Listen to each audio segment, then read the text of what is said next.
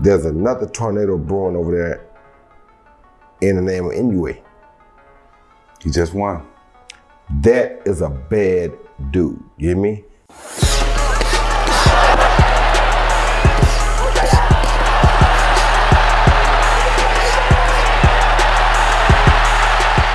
Say what you want, I know he way over there in Japan or wherever he is, but that is a bad dude. You understand me? They don't give him credit because we don't see him that much. That dude right there, I think that dude really is pound number one.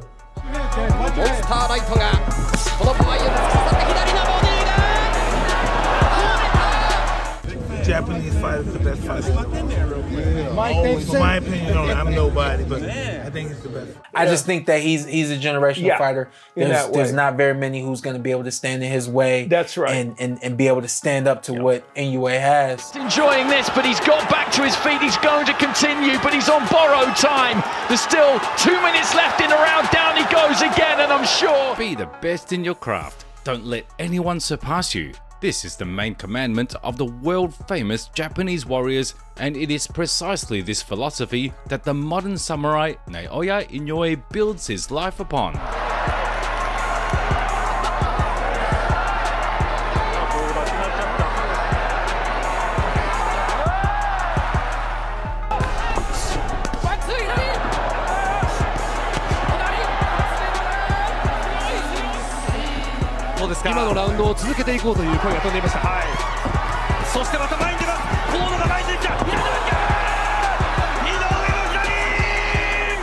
A machine with no weakness, a genius born once in a generation, and probably one of the best punchers in history. This is Japan's monster, Naoya Inoue.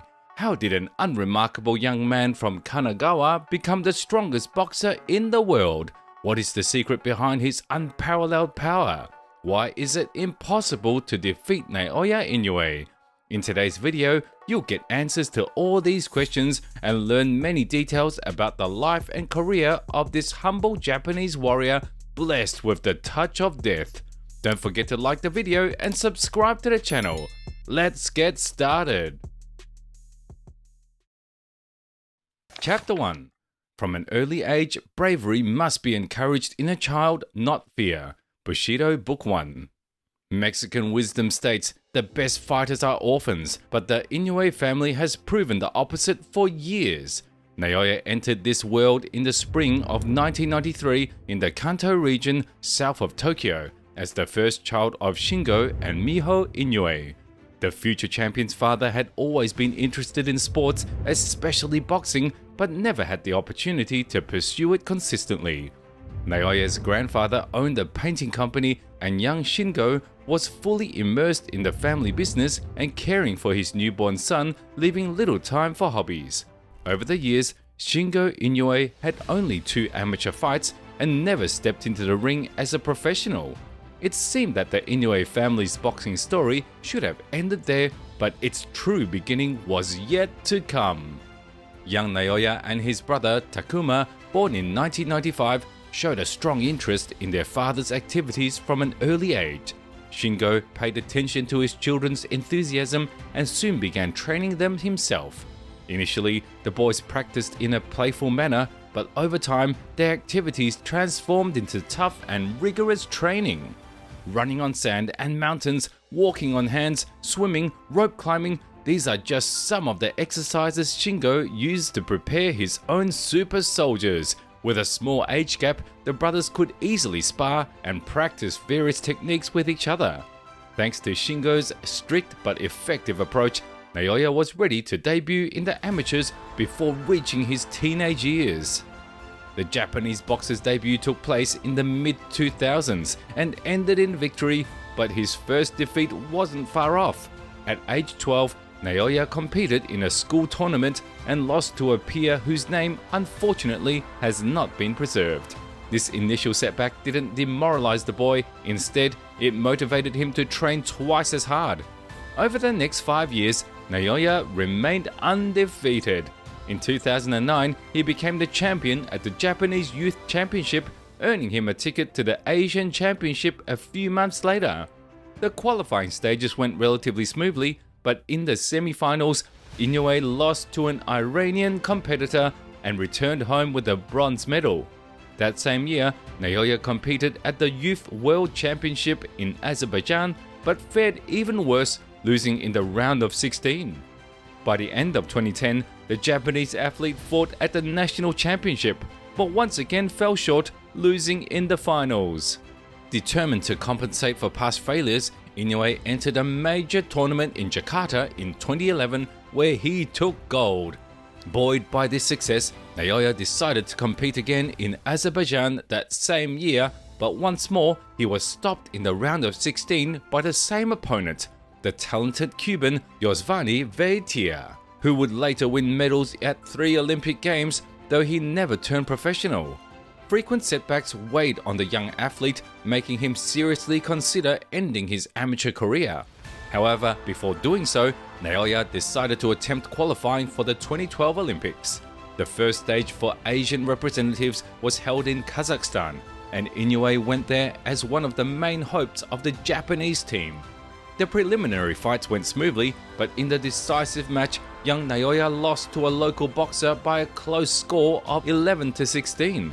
After this, the Japanese fighter made the final decision to turn professional.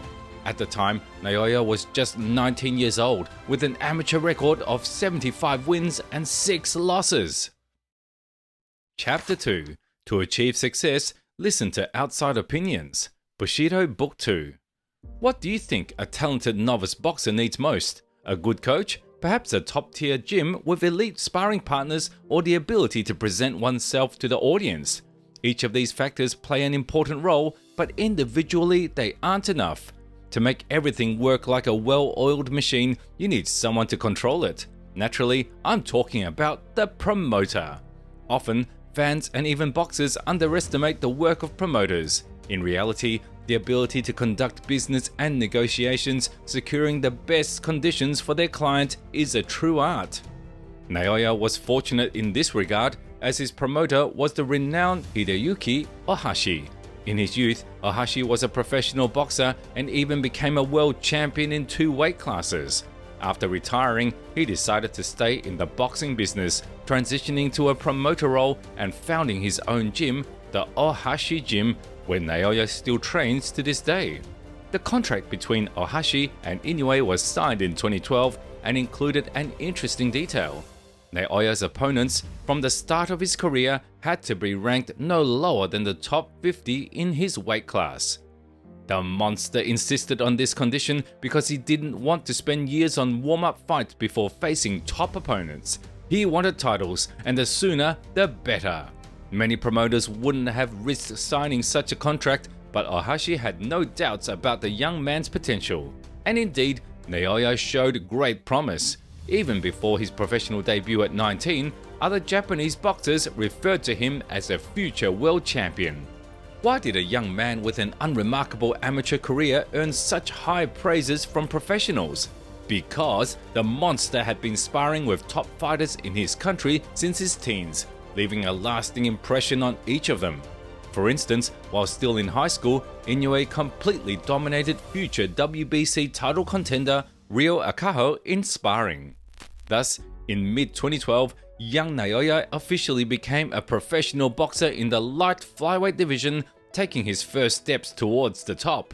A few months later, he learned the name of his debut opponent, who would help him open the door to a new world. That opponent was young Filipino Crison Omayo, with 20 fights under his belt.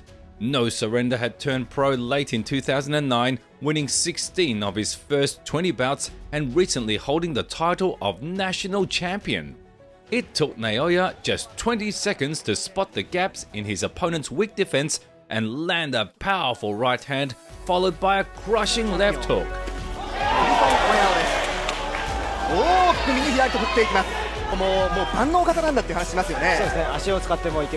Moments later, the prospect changed levels and sent Crison to the canvas with a body shot.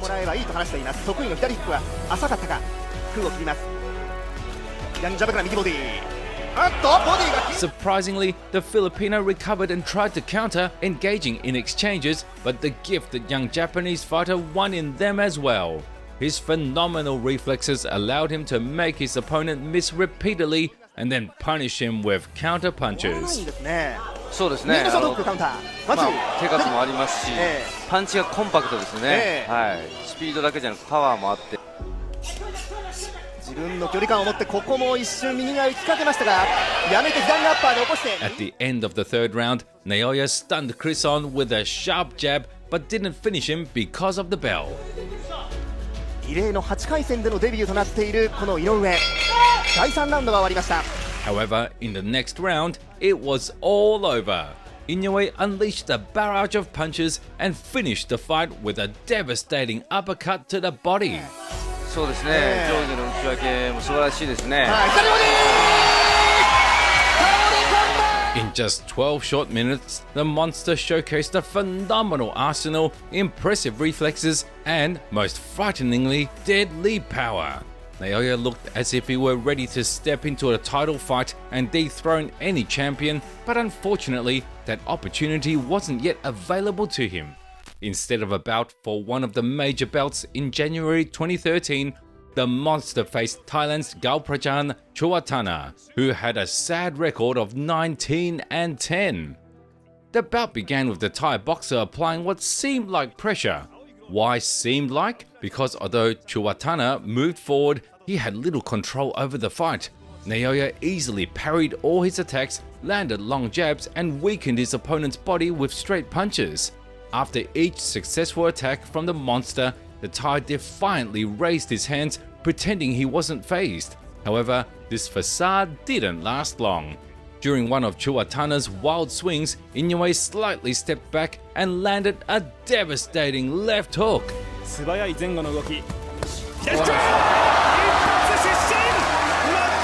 I'd wager that punch could have felled a tree. 2 fights, 2 victories, 2 knockouts. Most impressive was the power behind them. For someone of his relatively modest stature and weight class, 180 pounds, Inoue generated an extraordinary amount of power in his fights. The sound of his punches echoed across the arena, and his opponents often fell from a single precise blow. The knockout power of Naoya wasn't surprising to his team and promoter, as he had already established himself as a phenomenal puncher during his amateur career. Out of 75 wins across various tournaments, 48 came by stoppage, an absolutely astronomical figure. We'll delve into the topic of the Japanese fighter's power later, but for now, let's return to his career. Almost immediately after defeating the Thai boxer, the monster received a new fight contract, and it greatly pleased him. His next opponent was a strong contender in the light flyweight division, fellow Japanese fighter Yuki Sano. Like Naoya, Sano was known as a capable puncher and was recently on a big winning streak before losing in a national title fight. A win against Inoue could not only get Sano back on track, but also establish him as the best Japanese boxer in the weight class. Unlike Inoue's previous opponents, Yuki had decent footwork, making him harder to hit. For over 4 minutes, the prospect couldn't land a significant blow, relying solely on his jab.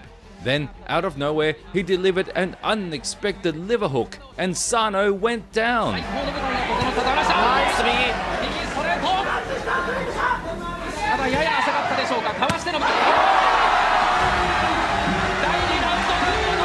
This moment boosted Inoue's confidence, prompting him to close the distance more often, landing left hands that consistently found their target.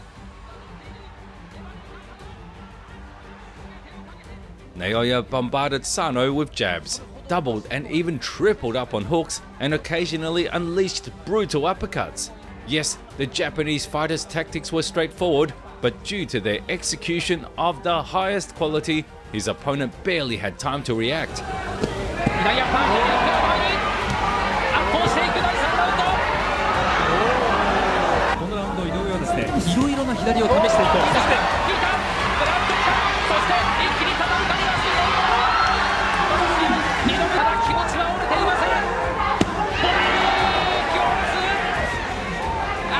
As a result, by the middle of the fight, the right side of Sano's face was unrecognizable, and one of his eyes was nearly swollen shut. Despite these horrific injuries, Yuki showed great resolve and continued fighting, though he could barely compete with this monster. By the 10th round, it seemed as though Sano might last until the final bell. However, Naoya began another relentless onslaught, forcing the referee to step in and stop the fight.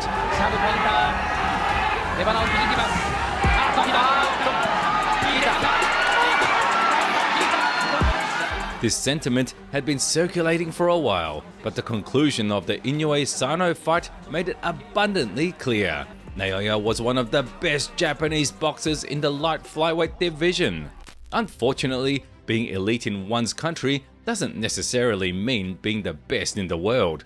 The monster still had to prove his legitimacy as a top contender by facing higher ranked opponents. The first to give the rising star a chance was his compatriot Ryoichi Taguchi. Ryoichi entered the fight with an 18-1 record, ranked in the top 3 of the WBA rankings, and was the reigning Japanese champion. On paper, the tough and highly competitive Taguchi was the most challenging opponent of Inoue's career. Naoya fought with true samurai composure. Each move flowed seamlessly into the next, and his combinations layered so quickly that his opponent often couldn't open his guard in time.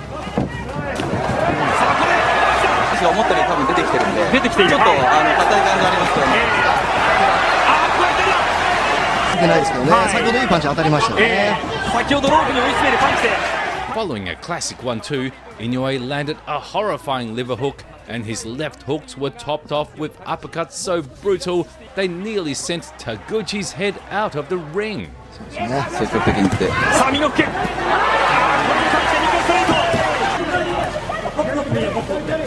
歳、ようやく掴んだそのベルトを鼻先に赤いグローブの田口上、さあペースを掴むか、ワンツー、そしてジャンプを上げてくる、さあジャンプから前に出る、ジャンプバック、パンチバック、右のボディ、井上の右のボディ、最大ジャンプから右のボディ、そうですね、このボディで、田口はちょっと下がりが出た、少し田口は下がったか。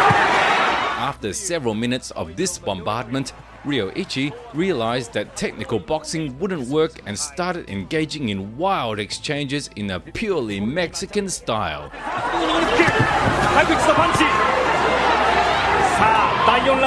However, Naoya didn't back down. Instead, he accepted these challenges and won almost all of them. 後半の方が僕はチャンスになるんじゃないかと思いますね。はい。さあ前に出る、田口が前に出る、これがチャンピオンの意地。それに対してさあボディ、そしてボディからアッパー、アッパー来ましたね、左アッパー、井上が前に出る。 Thanks to his superior power, he fearlessly closed the distance, landing combinations that could erase 10 of Taguchi's punches.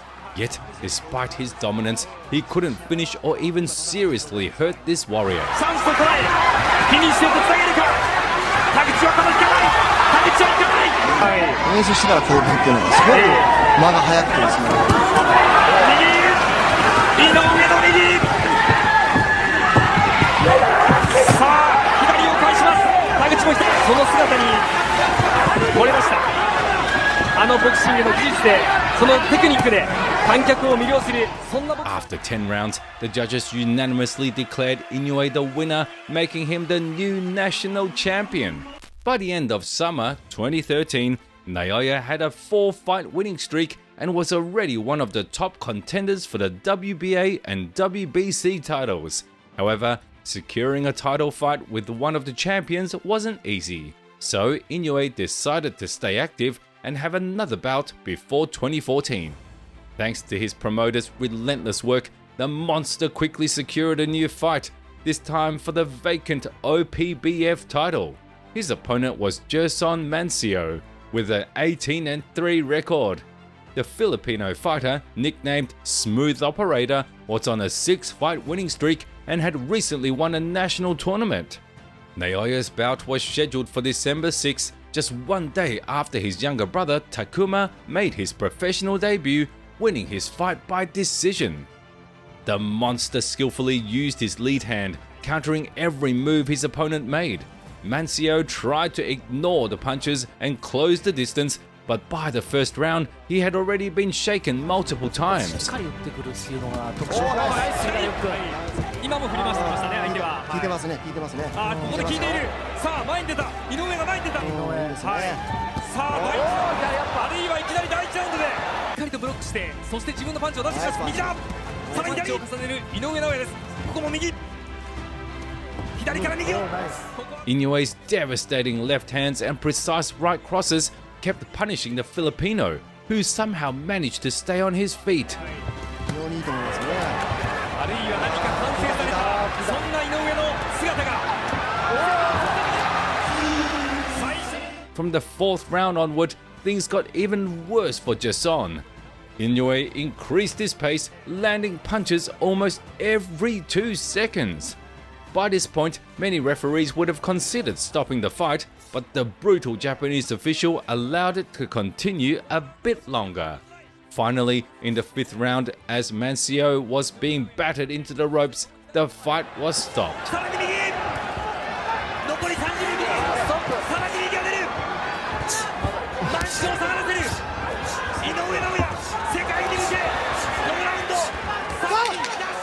For the savage beating of the poor Filipino, our hero earned not only the OPBF belt, but something much more important. That's right, at the start of 2014, Inoue officially became the next contender in the light flyweight division. Judging by how natural and comfortable the monster looked in his professional ranks, he had been ready to fight a champion for a long time. However, the rules required him to build a streak of victories first. Now that all formalities were out of the way, Naoya eagerly signed a contract to face Adrian Hernandez. The Mexican fighter, boasting a 29-2 record, had defended his WBC belt 5 times in a row and had only one loss in title fights. Regarding his skill level, Hernandez was ranked number 1 at 108 pounds by the Ring magazine, and most experts agreed he was the best boxer in the weight class. On paper, Adrian was better in every aspect except knockout power and was expected to humble the overconfident prospect. But reality played out differently. The first few minutes of the fight were tense and cautious. Both boxers felt each other out, studying their styles. It was Naoya who broke the silence, confidently moving forward with sharp jabs and punishing body shots. のボディストレートで、ダウンを取ってますので、これもそうだ、右のボディストレート、右のフック、このコンビネーションの多彩さを見せます。下がってますからね、このチャンピオン完全にプレッシャーを受けました。このチャンピオンはプレスをかけて前にアタックしてくるスタイルのチャンピオンなんですが、そのスタイル Using these tools, the Japanese fighter easily cornered his opponent against the ropes, keeping him there for extended periods while landing precise combinations. By the 3rd round, Hernandez began to wake up, launching his own attacks with uppercuts and hooks, but his approach proved ineffective. Naoya maintained his distance with footwork, defended with body movements, and then landed terrifying punches straight through his opponent's guard. His left uppercuts and right crosses worked especially well, often causing the champion's legs to buckle. 先の第3ラウンドではチャンピオン井上の有効打によってチャンピオン出てきました。このラウンド、これまでは出られなかったチャンピオンですが、この4ラウンドになって出てきて、さあこれがチャンピオンのスタイルなんですが、ブロッキングでこれはかわしていく、打ち返していく、ブロッキングでディフェンスして打ち返していきました井上尚弥。ところでやってるので、心肺機能にやっぱり一番のストロングポイントなんですね。はい、しかし右から左でしょう。左フックもガードしています。ここのまとめ打ち。By the end of the 5th round, the Mexican looked battered and exhausted, but continued to take risks, charging directly at Inoue, a decision that led to his downfall.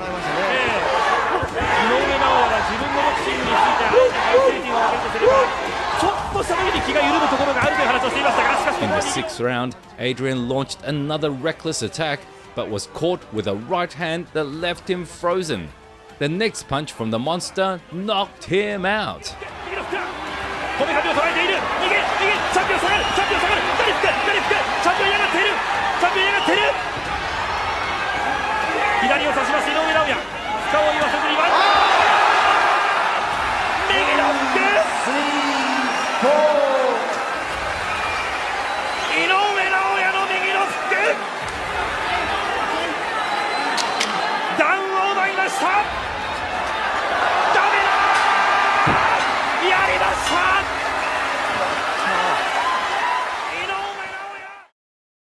Chapter 3: The Samurai Hermit, Bushido Book 1.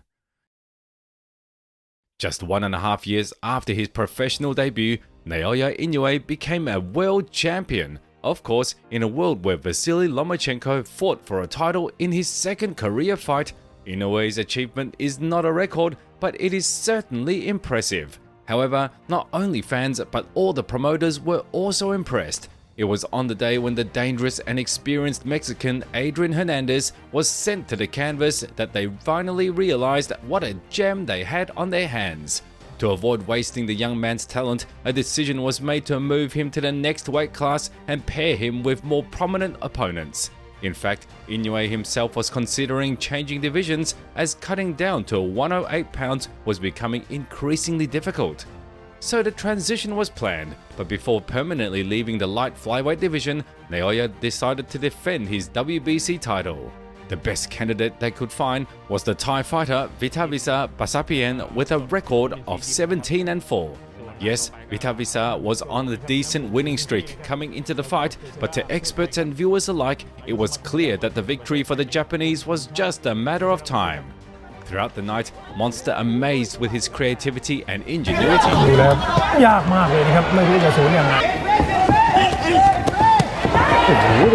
Taking control of the center of the ring, he pressured his opponent with almost no punches and cut-off angles. As soon as the distance to the ropes was minimal, Inoue landed a double jab and a straight right, then rushed in close to land long combinations with body shots.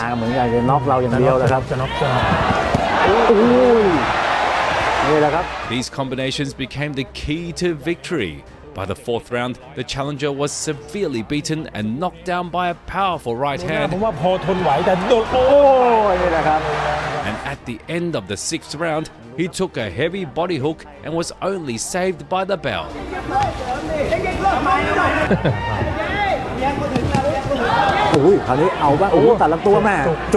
However, credit should be given to the Thai. After the second knockdown, he managed to return to the fight and put up some resistance.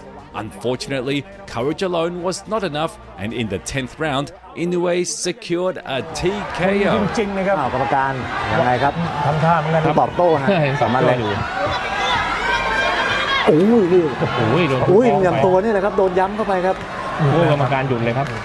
Immediately after his victory, the Japanese fighter officially announced that he would be moving up in weight and would fight in the super flyweight division in his next fight. But why did Inoue skip the flyweight division and jump straight to 115 pounds? According to the official version, it had become so difficult for the Japanese fighter to make weight that he preferred to skip a division to avoid the exhausting weight cuts. Perhaps the issue was truly just the weight cuts, but in my opinion, there was another reason: the lack of prominent boxers at 112 pounds. The only champion at the time who interested the public was Roman Gonzalez, but moving into the division solely for a fight with him made no sense, so Inoue decided to fight at 115 pounds. Jumping 2 weight classes immediately attracted additional media attention, and they didn't hesitate to call the young man the new Roberto Duran. But who would become his Sugar Ray Leonard? Just weeks after his latest victory, it was revealed that Inoue's first opponent in the new weight class would be none other than WBO champion Omar Narvaez. Unlike Monster, El Huracan had been fighting at a high level for over 10 years and had held the flyweight title longer than anyone in boxing history. In 2010, Narvaez had moved up to super flyweight and had made 11 title defenses, even fighting for the bantamweight title in a tough bout against the legendary Nonito Donaire. Good short left inside. Counter off of it, and this is really shocking him. Narvaez suffered his first career loss in that fight, but he had never lost in his natural weight class. For Inoue, whose record at the time was 7-0, facing the Argentinian boxing titan was the toughest challenge imaginable. But this samurai wasn't afraid of difficulty, he embraced it. It took Naoya Inoue less than a minute and a half to send the champion to the canvas. Omar had barely engaged in the fight when he was hit with a right hand and immediately went down. Attenzione Omar, derecha arriba, Narváez a la lona. After that, Inoue caught him with a left hook, knocking him down again and tried to finish him off, but the Argentinian managed to stay on his feet. No tira para medir Inoue, todos sus envíos son con determinación. Una máquina. The rest of the round was calmer, and Narvaez even landed a couple of punches, but it didn't change the course of the fight. After the break, the fighters continued to exchange blows at mid-range, but this didn't last long. As soon as Narvaez made a mistake with a jab, Inoue immediately dropped him with a left hook. When the stunned champion got back on his feet, the wild Japanese fighter rushed at him with powerful body punches and soon landed a blow to the liver. Buscando el hígado con la izquierda. Izquierda y Narvaez a la lona. Omar dropped to his knees and could no longer get back up. In just 6 minutes, Naoya Inoue became the new world champion. Despite his limited experience and almost complete lack of top-tier opponents, Inoue was the favorite going into the fight with Narvaez, but no one could have predicted how easy this fight would be for him. Inoue literally ran the champion over, making a loud statement that was heard by all the local top fighters. Unfortunately, Inoue would not have the opportunity to fight them anytime soon, as in early 2015, he broke his right hand and underwent a long rehabilitation. Only by the beginning of autumn did rumors about the return of the new king of the super flyweight division started to circulate, and the official announcement of his December fight came at the end of October. Inoue's opponent was Filipino Varito Perenas, who earned his title shot after a thrilling 12-round scrap with David Carmona. The two fought for the status of the main contender for the WBO title, but the judges' opinions were divided, and they ruled it a draw. Perenas got his chance to fight for the title by passing his Mexican rival. However, Carmona would also have his chance to prove himself, but that's a story for later. From the very first seconds of the battle, it became clear that Inoue hadn't spent the entire year lounging on the couch, but had been constantly improving. His already excellent work with combinations was elevated to the highest level. ただいけると分かれば左のダブル。井上尚弥まだ第1ラウンドですがどう感じているのか。今はガードの上から攻めていく。ちょっと笑ったパレナス。集中力あります。 The uppercuts from his lead hand looked especially great as Inoue used them both in 3-punch combinations and individually. The head-body-head series repeatedly hurt the slow-moving challenger, but Inoue's main weapon was his left hook. In the second round, Naoya stunned Perenas with a brilliant left hook and then dropped him with a powerful punch right through his guard.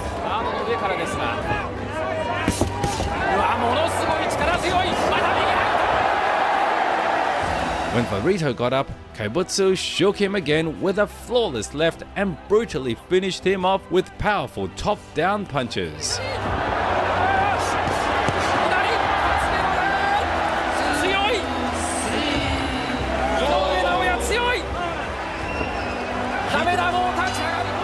In the post-fight interview, Naoya expressed his desire to fight in America, but at that time, American promoters were not yet interested in the top-level Asian knockout artist, so the champion had to fight on his home turf again. So, who was his next opponent? A few months after Inoue's win over Perenas, the WBO issued their ultimatum.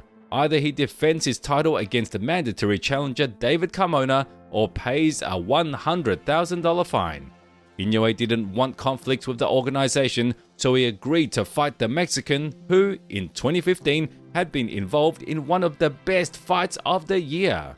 Apart from his impressive contender battle, Carmona had several interesting bouts in his career, including a title fight against Omar Narvaez. Yes, he lost that fight, but maybe fortune would smile on him this time. Fans were expecting to see a dominant and spectacular finish from Inoue, but the fight was harder than expected. In the second round, one of Inoue's powerful punches injured his right hand, which he had been recovering for almost a year. This gave Carmona the opportunity to press forward and set the pace, but his joy was short-lived. Within minutes, Naoya adapted, started working more with his jab, and fought well at close range.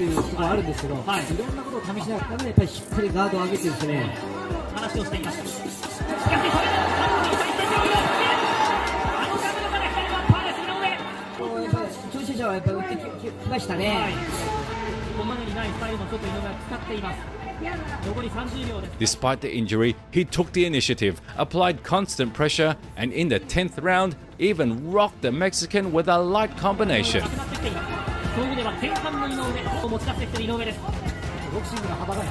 Had it not been for the injury, Inoue would have likely finished Carmona, but the fight went to the judges' decision, which fairly kept the title with Monster. By the age of 24, Naoya Inoue was already a champion in 2 weight classes with a record of 10-0 and 8 knockouts. These impressive results attracted the attention of overseas promoters, particularly HBO, who had long been searching for a suitable opponent for their champion Roman Gonzalez.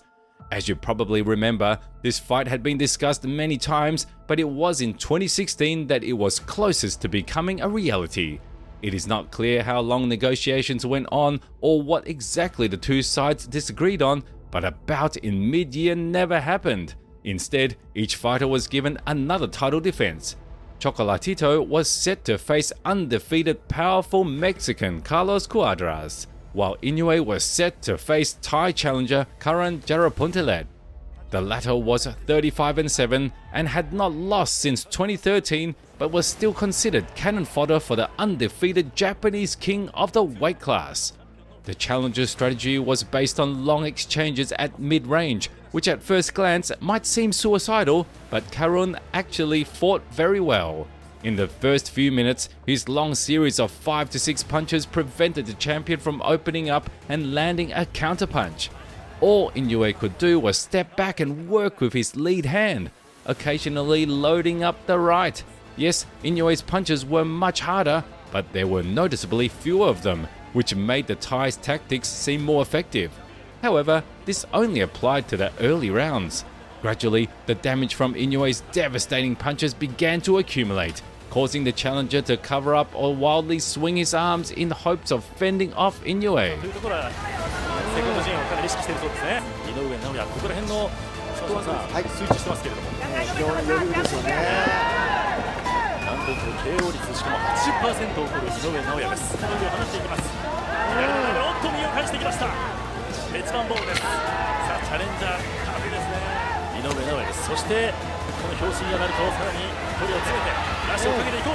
Inoue, in turn, just increased the pressure, and in the 10th round, he first rocked and then dropped the opponent with a heavy right hand.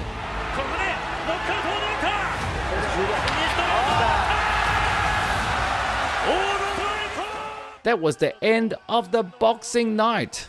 Exactly 6 days after Inoue's defense, Gonzalez faced Cuadras and won by unanimous decision. Soon after, Inoue's team reached out to Roman's camp with an interesting offer.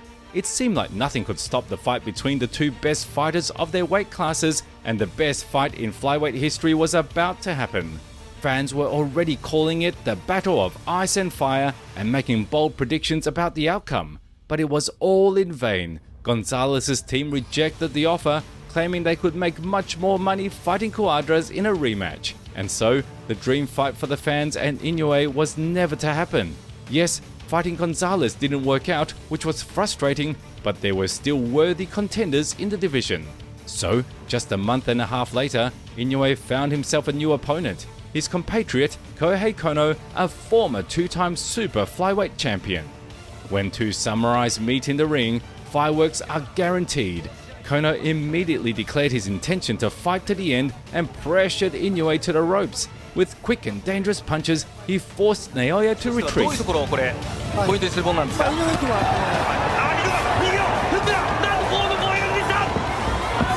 But by the second round, Inoue had bounced back with some powerful body shots.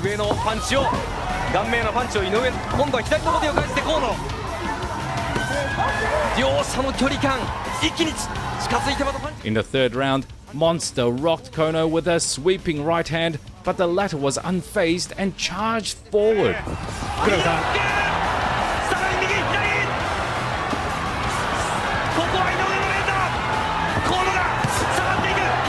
Kono's constant pressure didn't shake Inoue, but definitely disrupted his rhythm. The 4th and 5th rounds were closely contested, with both fighters looking to land heavy blows that seemed to only increase in intensity as the fight went on. いやー、コールが出てきた。河野さんの気持ちもと、そんな話もしていました。いやー、そして長谷川澄さん、こう何か両者の思い、そして持ち味出てますよね。そうですね、河野選手は出ますよ。今回は下半身を鍛えたことで今まで以上のパンチが破壊力のあるパンチが打てるようになったと河野話します。その河野の今は右が2発。 At the halfway point of the bout, Kono felt a surge of confidence and went for a new combination, but Inoue used his footwork to avoid all the punches and immediately dropped him with a left hook. 今のラウンドを続けていこうという声が飛んでいました。そしてまた前に出ます。河野が前に出てきた。 A clean knockout from the boxing genius. Despite Gonzalez and his team's clear reluctance to fight Inoue, his managers didn't give up on organizing the bout. After all, Inoue had come into the sport to fight the best, remember? It's unclear how things would have turned out, but in early 2017, something unexpected happened. Roman lost. In his next title defense, he faced the top Thai challenger and, after 12 rounds, lost by majority decision. In the long-awaited rematch, he was knocked out cold. After that, the already unlikely fight between Inoue and Gonzalez was officially buried in the history books. As for the Japanese fighter, he had to continue solidifying his status as the king of the 115-pound division, and with that goal in mind, he faced Ricardo Rodriguez. The challenger didn't have an impressive record, and his most notable achievement was a decent fight against David Carmona, which he lost. The young and inexperienced American tried to attack the champion with quick jabs and attempted to outpace him, but it was all in vain. 完全なメキシカンボクサーということになります。リカルド・ロドリゲス。これですね。これですね。距離を縮めて左から右。ここは井上はガードを絡めて耐えている状況です。 Naoya saw his attacks coming from a mile away and easily kept his distance, blocking or avoiding when necessary. In addition to his perfect defense, Inoue again displayed his phenomenal offensive skills. それならまずしっかりガードしようと思います。今もロドリゲスはこれやはり冷たいようですね。ところを狙ってますよね。左から右のストレート。これさ、チャンピオンセスは出てきます。左から右のストレートが効いた。 His left hook beautifully caught Rodriguez's hanging jaw, while his right cross acted like a battering ram, breaking through any defense. It was clear that with punches like that, Rodriguez wouldn't last long, and indeed, in the 3rd round, he took a couple of left hooks that sent him to the canvas twice. ジャブとフックと変えてるんですかね、井上さん。リングにリカルド・ロドリゲス。井上は一気にいった。左から右のストレート。接近戦に。 After the second fall, the referee decided to spare the young man, and the fight was stopped. Immediately after the victory, the champion's manager announced their upcoming trip to the United States. This was a crucial step for Naoya's career. Of course, being a star in Japan was good, but it was in America where the champion samurai could gain the support of the biggest boxing promoters and make a name for himself worldwide. Just 2 days after his title defense, Inoue began his training, though at that midpoint, he didn't even know who his opponent would be on foreign soil. HBO's team quickly found a good opponent for him, young and promising Antonio Nieves with a record of 17-1. Most of his previous fights had been at 1 or even 2 weight classes higher.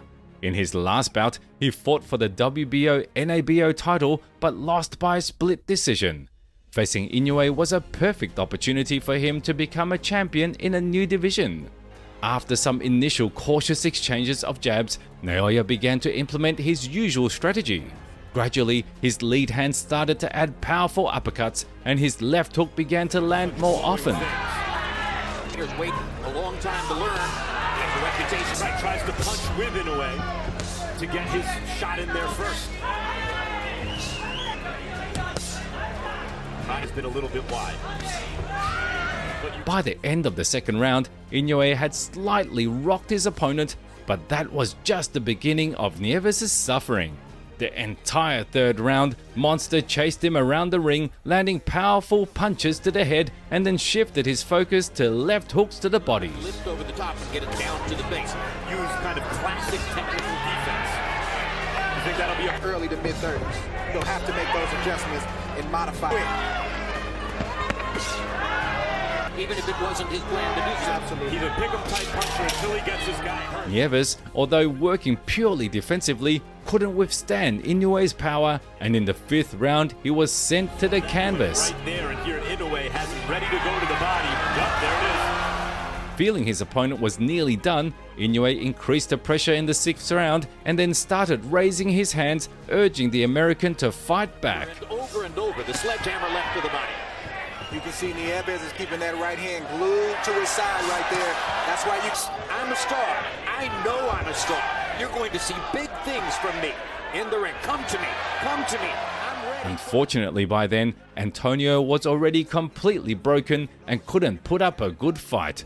When the break came, Nieves' corner decided to step in and ask the referee to stop the fight. Naoya Inoue achieved his 14th consecutive victory.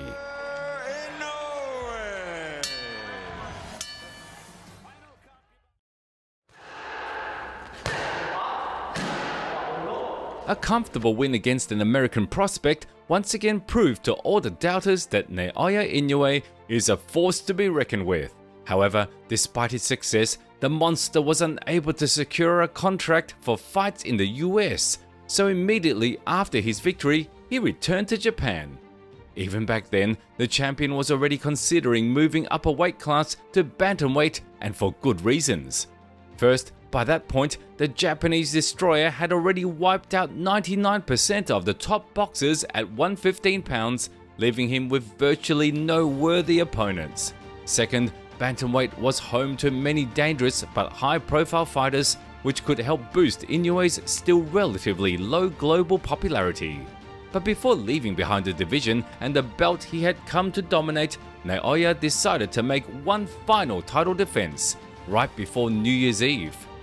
The only fighter who agreed to step up against Inoue on such short notice was French journeyman Yoann Boyer. Tall and long-limbed, Yo Boy and a solid 41-4 record, but he wasn't even ranked in the top 10 and had never gone 12 rounds in his career. Not that it really mattered. Less than a minute into the fight, Naoya landed a clean left hook that rocked his opponent. At that moment, the outcome became obvious. Despite having a clear size advantage, Boyer simply lacked the skills to keep Inoue at bay, and at close or mid-range, the champion was untouchable. With almost every punch, he stunned the Frenchman and sent him stumbling backward. Towards the end of the first round, he scored a brutal knockdown with a left hook. In the second round, Inoue shifted his focus to the body, delivering several punishing shots over the course of 3 minutes. To his credit, Yoann kept trying to keep up. He picked up the pace and worked his right hand, but it still wasn't enough. すごさですよ。立松さん、まさに今のご指摘の通りで、こちらアッポーダーサイドは距離もリズムを足で常に変えていこうと、強い一発を井上がしてきた。さまざまな場所で、さまざまなアウェーで戦ってきた。ただ。Then, in the third round, it was all over. First, Naoya dropped him twice with vicious liver shots. Then, with 90 seconds left before the bell, he trapped his opponent against the ropes and knocked him out with a perfect combination upstairs and downstairs. モンスターライトがこの場合を突き刺さって左のボディーだ。倒れた。この左のボディーです。さあ、左のボディー。もうその時は近いかもしれない。右から左のボディー。直哉。世界を見てくれ。これが日本の至宝。Immediately after the victory, the champion officially announced his move up to bantamweight. Right now, my plans don't include a unification fight for the super flyweight title. I think it's time to move up to bantamweight. A few days later, rumors started flying about who Inoue's first opponent in his new weight class would be. The most realistic option seemed to be a fight between the monster and Ireland's rising star Ryan Burnett. The European fighter was undefeated, extremely talented, and had recently become the IBF champion. Naoya's team was very interested in making the fight happen. However, Burnett's manager, Eddie Hearn, quickly shut the idea down. Hearn didn't mince words. He openly stated that he had no intention of putting Ryan against such a dangerous opponent until the paychecks got bigger. The potential super fight was killed before it even got past the negotiation stage. But Inoue didn't have to wait long for a worthy challenge. For his bantamweight debut, he was offered a fight against the reigning WBA champion, Jamie McDonnell. The tough, fast and long-armed Brit had already established himself as one of the strongest fighters in the division. On paper, he was expected to be one of the toughest tests of Inoue's career. But neither experience nor high-level skills could help Jamie survive the monster's onslaught. From the opening bell, Naoya took the center of the ring and without the slightest hesitation went straight at his opponent. Usually, when fighters move up in weight, they lose some of their knockout power. But for Inoue, it was the opposite. He seemed even more dangerous.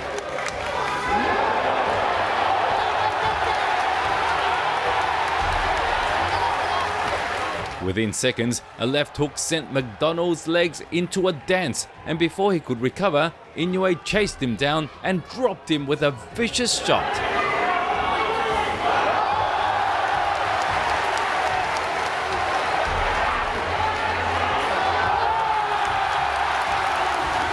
Everything happened so fast that Jamie barely knew what hit him. And when he got back on his feet, the challenger swarmed him again. This time, Inoue unloaded a furious combination and finished the Brit with ease.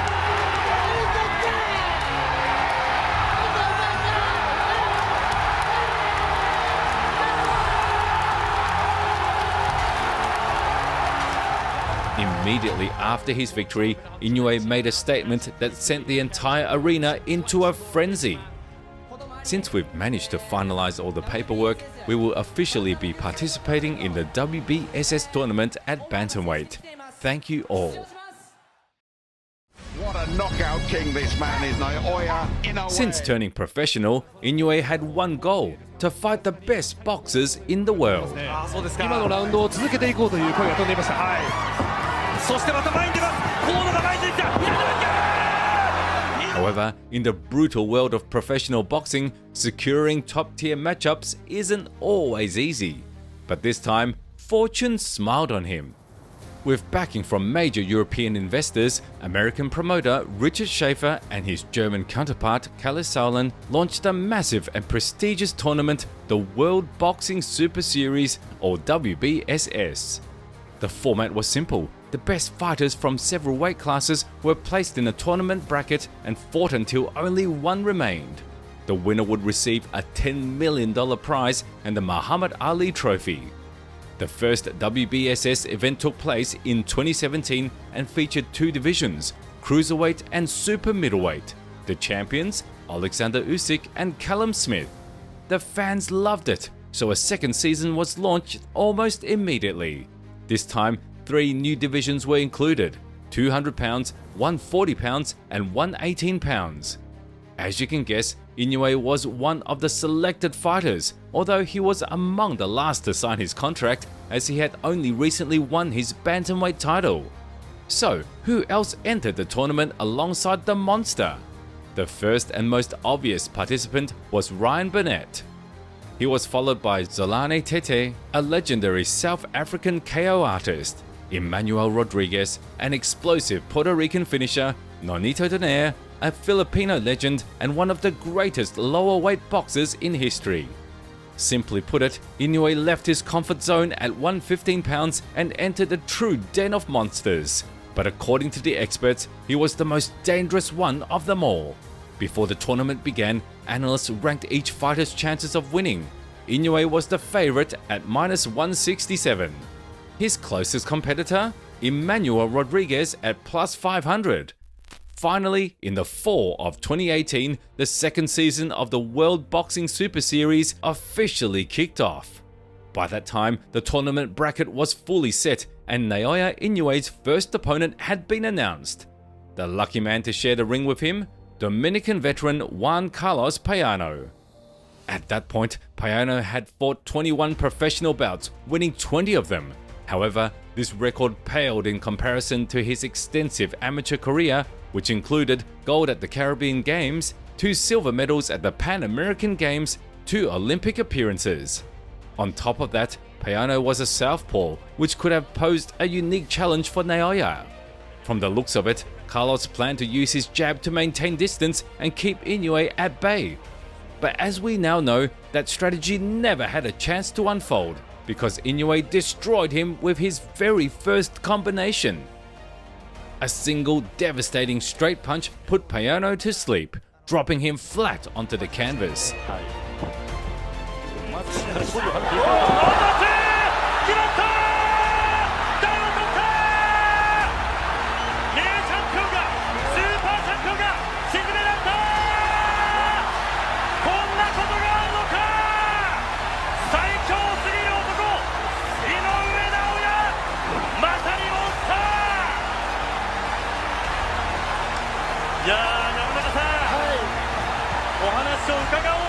It took less than a round and a half for the Japanese phenom to get the job done.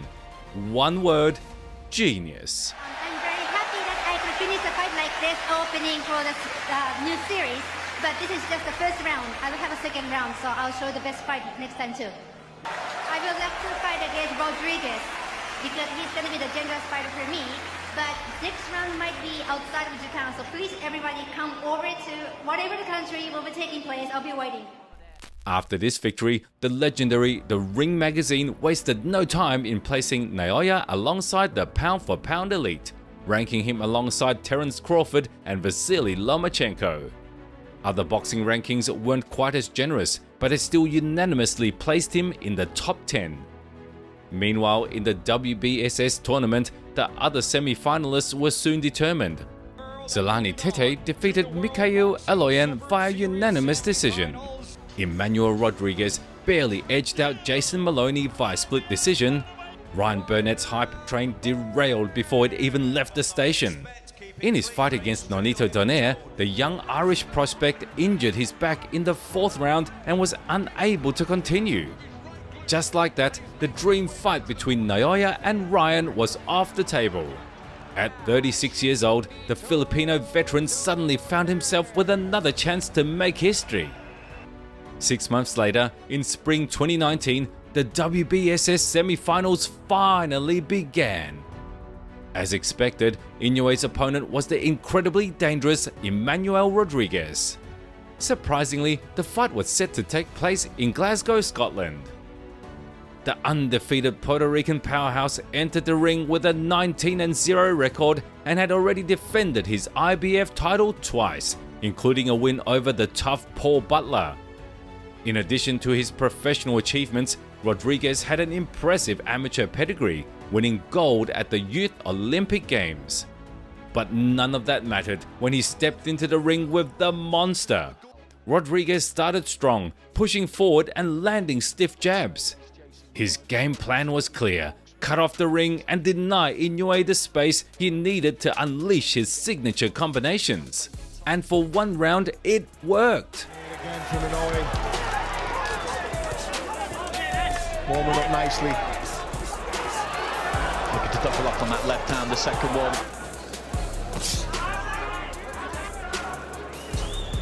And what'll be key in this opening round for Rodriguez is tasting that power. 30 seconds remaining in the round. Naoya struggled to land clean shots and absorb some sharp jabs, though he did manage to land a few solid body shots. After that strong opening round from the underdog, boxing fans started to wonder if an upset was brewing. But as soon as the bell rang for round 2, Inoue took complete control. Rather than backing up, he forced Rodriguez into a brawl, and in the first exchange, he dropped him with a devastating left hook. That left hand is finding Rodriguez. Oh, good Straight shot. left hand there, just dumps Rodriguez down. Seconds later, he landed a brutal body shot combination, sending Rodriguez down for the second time. See that coming at all, just as I was saying, he was getting caught with the left hand because he carries that right a bit low. The Puerto Rican was in serious trouble. By the time he struggled back to his feet, Inoue had already sealed his fate. The champion charged forward and finished the fight against the ropes. He's tasted it now. And he's not enjoying this, but he's got back to his feet. He's going to continue, but he's on borrowed time. There's still 2 minutes left in the round. Down he goes again, and I'm sure. With that dominant performance, Inoue became the new IBF and the ring champion. Unfortunately, he never got the chance to unify with the WBO champion Zolani Tete. Tete was forced to pull out of the tournament due to a shoulder injury. As a result, Nonito Donaire, who was originally supposed to face Tete in the semi-finals, advanced to the final by defeating substitute opponent Stephen Young. At first glance, it seemed like Donaire got extremely lucky. His opponents kept getting injured, allowing him to reach the final without facing the division's biggest threats. But in reality, he deserved this chance. For years, Nonito Donaire was one of the most technical, powerful, yet underrated fighters in the sport. His pro career started at the turn of the century, and by 2007, with just 18 fights under his belt, he was already facing one of the top pound-for-pound boxers, Vic Darchinyan. Darchinyan, known as the Raging Bull, was an undefeated knockout artist who was running through everyone in his path. By the time he fought Donaire, Vic had a 28-0 record and had already beaten every possible contender. Most experts expected Nonito to get steamrolled. Instead, he knocked out the champion in the 5th round, shocking the world. Some critics called it a fluke, but title defenses. He moved up in weight and continued to dominate, solidifying himself as a multi-division champion. However, in 2013, he suffered his first loss in 12 years and his career started to decline. Over the following years, he became a gatekeeper, knocking out lower-level opponents but losing decisions to top contenders. By 2018, most assumed that his time at the top was over. But when the WBSS tournament came calling, he got one last chance to prove himself. The WBSS final, the Monster versus the Filipino Flash. From the opening bell, Inoue tried to impose his usual aggressive style, but he quickly realized that this opponent was different.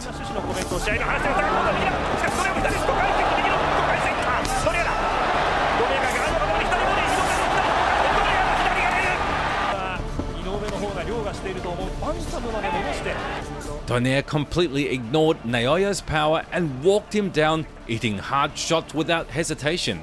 He was significantly bigger and used his size advantage to counter Inoue's straight-line attacks. His devastating body shots slowed down Inoue's offense, forcing the Japanese champion to fight more cautiously. For the first time in years, Inoue struggled to land his usual devastating shots. But by round 3, he started to adapt. Using slick footwork, he baited Donaire into overextending, then countered with explosive shots. At the end of round 5, he rocked Donaire badly and nearly finished him.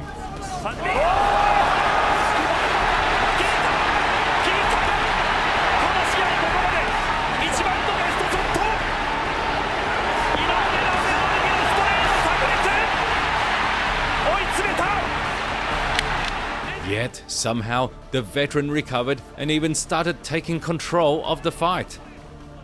Inoue was getting hit more than ever before, and by the 10th round, his face was swollen and bloodied. But then, in round 11, Naoya found his moment. A devastating left hook to the liver sent Donaire crashing to the canvas.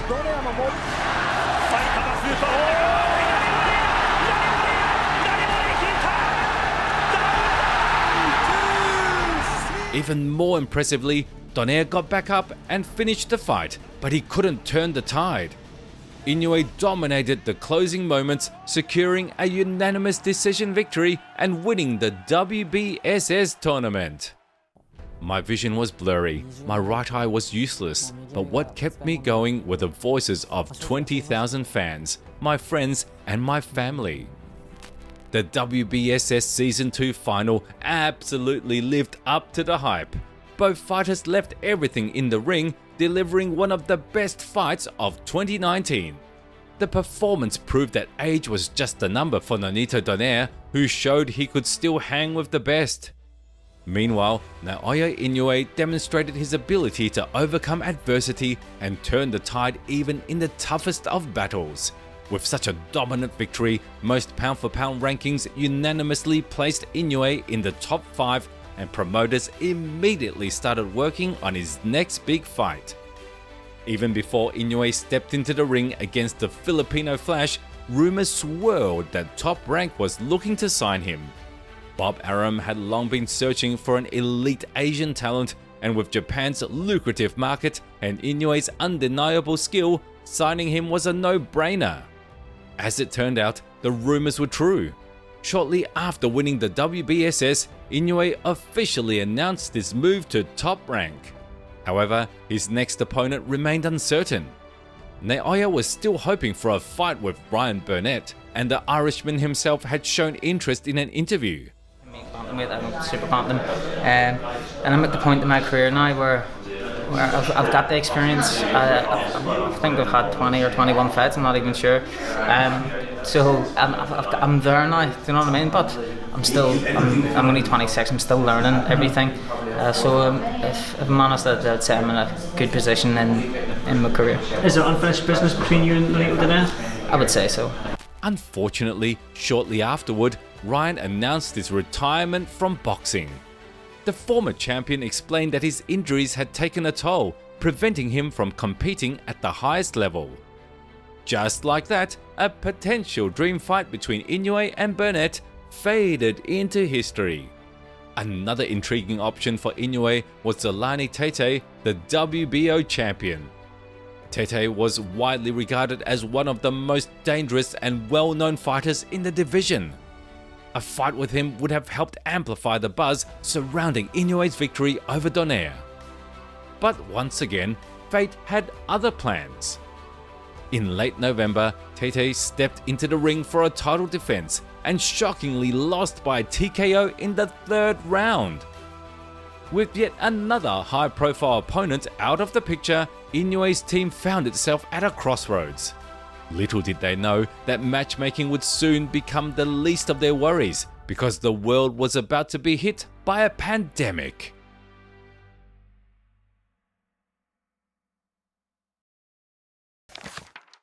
Chapter 4. You don't always have to be on guard fearing death. You should consider yourself already dead. Bushido Book 2. If you strengthen your determination every day to fall in battle and live as if you are already dead, you will achieve success in both business and combat, says Samurai Wisdom, and it seems that this philosophy has always guided Naoya Inoue and continues to do so. The strength and skills of his opponents, pain and injuries, nothing of this will divert the monster from his intended path. He accepted his fate and is ready to make any sacrifice for victory, even death. Some might find this philosophy crazy, but for a Japanese man, it is the only true one, and thanks to it, in 2019, he won the WBSS tournament, officially becoming the best boxer in the bantamweight division.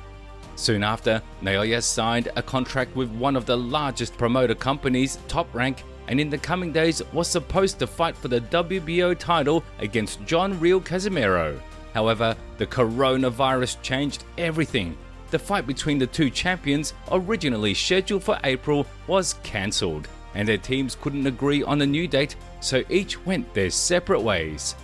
Unfortunately, due to the pandemic, Naoya's downtime was prolonged, and it wasn't until early September 2020 that Inoue's team announced a new opponent. The challenger for the WBA and IBF titles was the tough Australian Jason Maloney. Like Naoya, Mayhem had participated in the World Boxing Super Series but lost to Emmanuel Rodriguez in the 1st round. Since then, Jason had fought 4 more bouts, each of which he won by knockout. The fight was scheduled for Halloween night at the legendary MGM Grand Arena, which was kindly arranged by Bob Arum. Yeah, I think there is chinks in his armour. I think there's chinks in every fighter's armour. I think people were surprised by that result because they think that Inoue is this bulletproof guy that can't be hit or can't be hurt, and Donaire proved that wrong. You know, when you've got a guy as aggressive as aggressive as Inoue is, you expose yourself to being hit. You know, when you're extremely aggressive and coming in, throwing every shot with bad intentions. The proud samurai entered the ring in golden armor and immediately began pressuring his opponent with jabs. Jason tried to respond to Naoya's pressure with active footwork and a long jab, which worked decently, but only for the first 2 rounds. Every hard jab from Jason was met with deadly hooks from Naoya, and in the 6th round, when the challenger rushed forward again, Naoya sent him to the canvas with his left hand.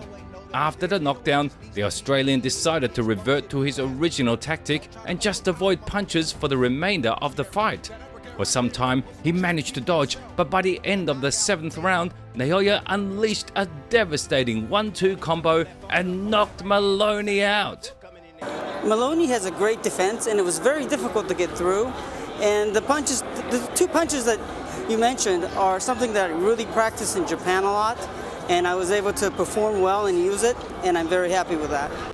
Before the king of the 118 pounds could even leave the ring, he already had a new opponent lined up.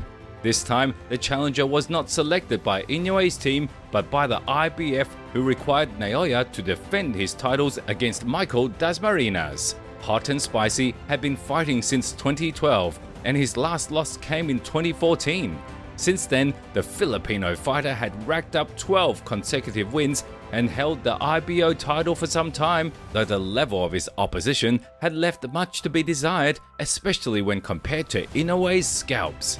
The fight was set for mid-June 2021, and Top Rank once again ensured it would take place in the US, this time in Las Vegas. During preparations, Naoya spoke for the first time about potentially becoming the undisputed champion, and at one of the press conferences, the host asked Inoue why it was so important for him to collect all the belts. Basically, it proves that I'm the best in that weight class, the bantamweight. And to prove that, that's why I'm going after all 4 belts. I feel the expectation, and I want to answer that expectation, and I want to be able to have a performance on Saturday night to answer to those expectations. Before the fight, Naoya ran into his old acquaintance, the WBC champion Nonito Donaire. Are we going to see it again, guys? Yes. We're going to see a rematch? Yes. All right. I think that as you can see here, you know, he wants to grab my belt. I want to grab his belt. You know, we are good friends, and I always respect him. Dasmariñas fought in the southpaw stance, but this worked against him, becoming his death sentence.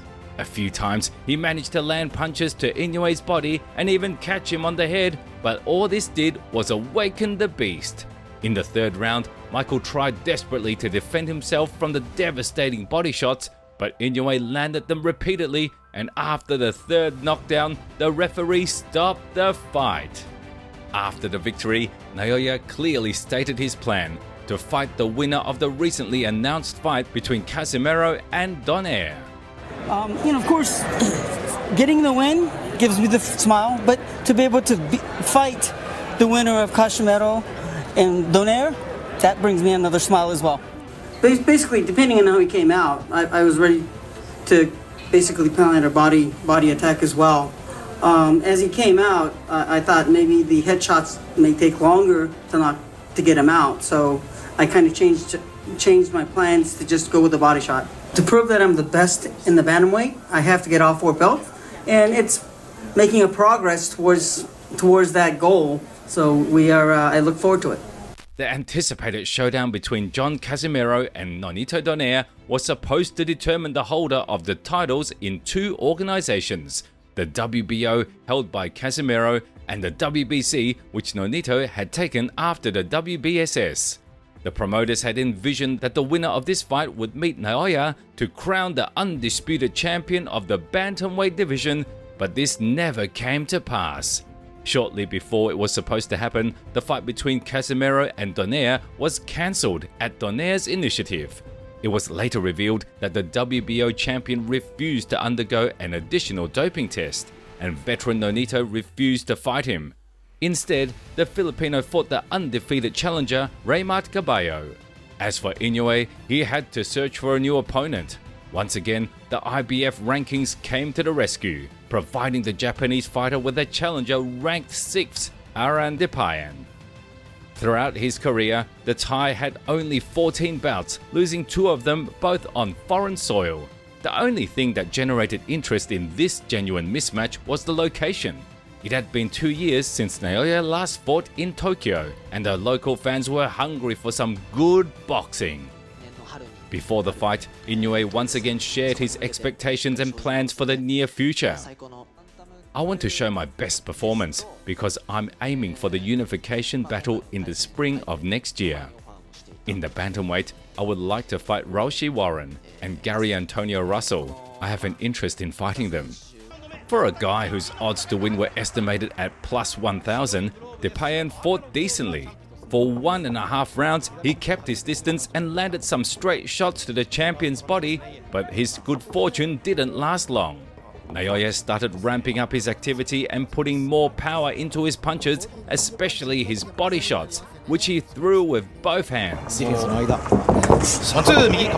らされてますね。ですね。井上尚弥です。ボディ。先ほども右アッパー。圧力ボディです。In the third round, Aran ate a powerful combination and stumbled, but managed to stay on his feet. After the break, he even initiated an exchange of punches. Yes, the Thai showed courage, but he lacked technique, which became more and more evident as the rounds passed. At the beginning of the 5th round, Naoya delivered a powerful series of punches that seemed to finally seal his dominance. But unexpectedly, at the midpoint of the round, Depayan managed to seize the initiative. The challenger trapped the champion in the corner and landed a couple of blows, but Inoue quickly broke free and answered with shots to the head.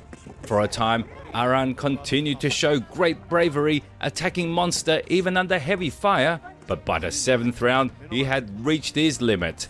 After another punch landed, the Thai retreated and spent several minutes running away from Naoya's thunderous blows. But soon enough, the Japanese fighter caught up and knocked him down. ジャブ入れてます。日本でも固めながら前に出てくる左フック。残りが1分になります。ボディーだ。The referee allowed the challenger to continue, but as soon as Inoue landed another left hook, the fight was stopped. After the results were announced, Naoya immediately went to the locker room without having a chance to give an interview. However, just a few days later, the champion sat down with one of Japan's well-known interviewers and shared some interesting facts about himself. First, Monster explained what defeat means to him. The night before the fight is the scariest. I'm thinking a lot before going to bed. It's either I win or lose. If I lose, everything I've done before the fight won't matter. All the things that I've accumulated so far will be destroyed. Also, my belt will be taken away. When I think of that possibility, I'm even more nervous, like, wow. Secondly, the Japanese fighter shared the emotions he feels the morning after a victory. The next day after you won, what do you want to do? I want to rest at home and watch the fight again. So you're going to watch it again? Yes, I'll watch it again. It feels like, wow, finally it's over and I feel relieved.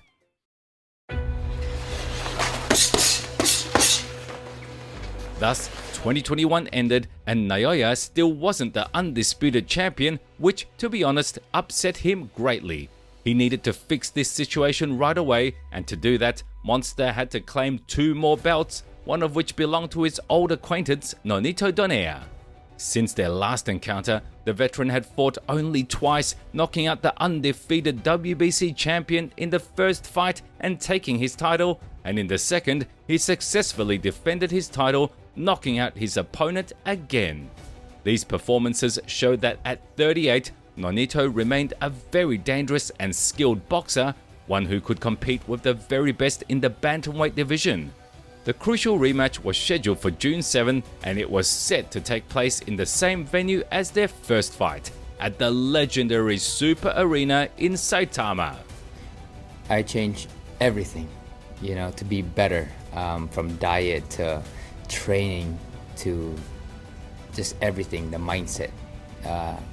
Number one, I'm confident in all aspects of my training. I'm confident in my strategy. I'm confident in my body, and I am ready for war. Before the fight, both champions showed incredible confidence in their abilities. This time, I will start the fight already knowing Donaire's plan. That's what will be different from the first fight. In addition to the game plan, I think my mindset will also be different this time. I couldn't knock him out last time, that's true. Well, this time I plan to show him my real power and show the difference between us. I want a convincing victory, and that's why Donaire's career will end that day, no doubt. An epic fight, 3 belts on the line, a long wait and a bit of trash talk. The rematch had everything to be the biggest showdown in the history of Japanese boxing, and all that was left was for the two fighters to deliver an incredible conclusion in the ring. But what happened in reality? The first 2 minutes saw both men trading jabs at range. Neither wanted to give up the center of the ring, nor risk going on the attack. However, in the last minute, the champions let loose, exchanging a flurry of hard punches, with Naoya looking better at that.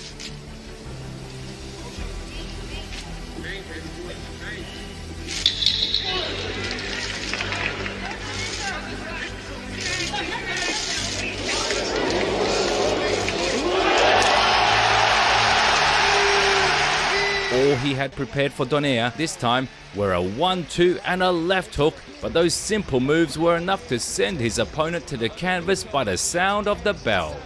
During the break, the Filipino had recovered well, but Monster didn't give him a chance to regain control and immediately went on the attack. 1-2 left hook, 1-2 left hook, and so on for a whole minute, enough to make Donaire eat punches, stagger and stumble towards the ropes. Cornered and stunned veteran barely had time to raise his hands before getting hit with another left hook and knocked out in a brutal fashion.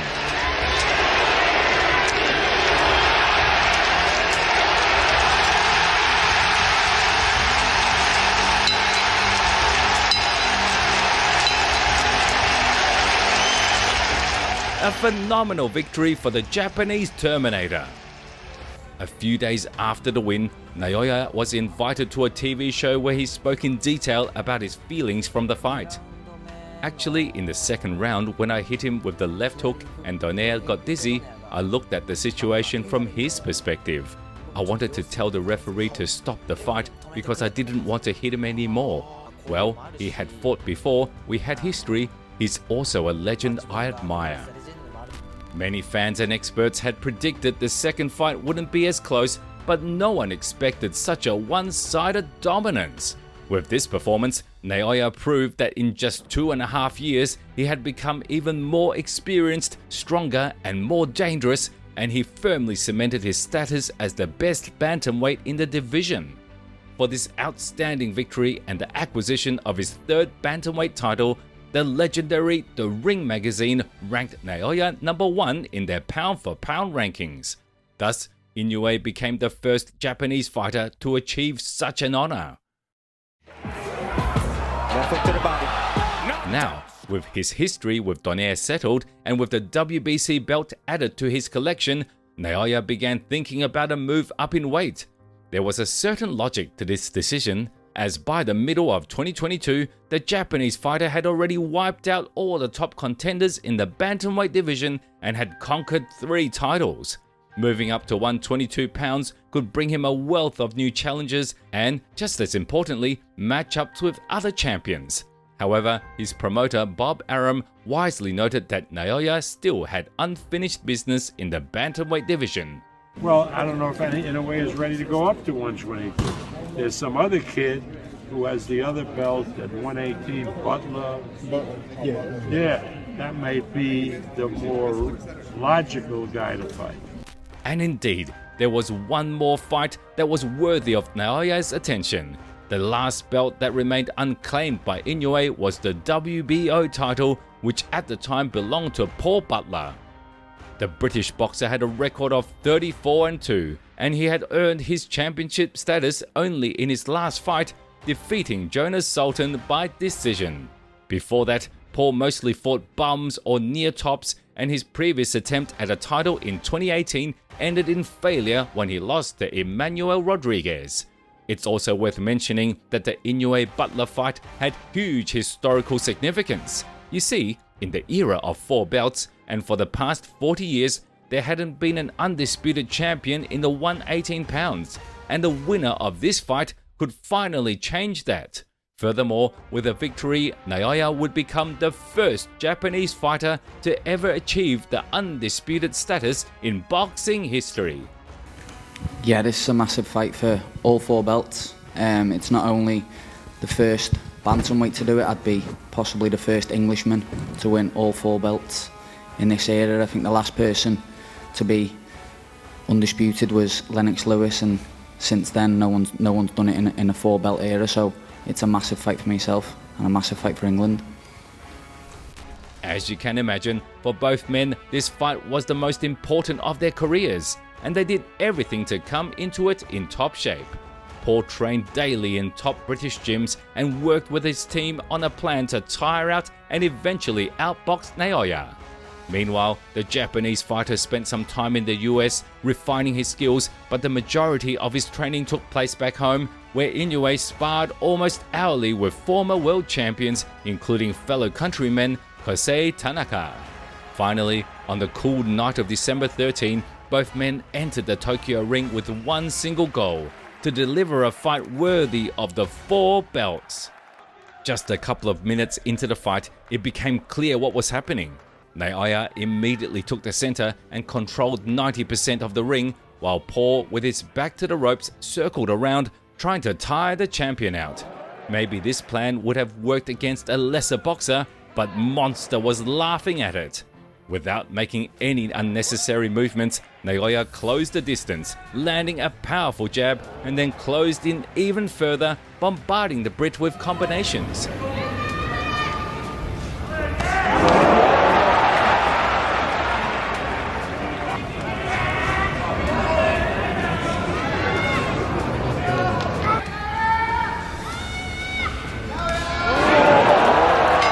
The Japanese fighter skillfully mixed up his punches and consistently threw new shots, not giving Paul even a chance to adapt.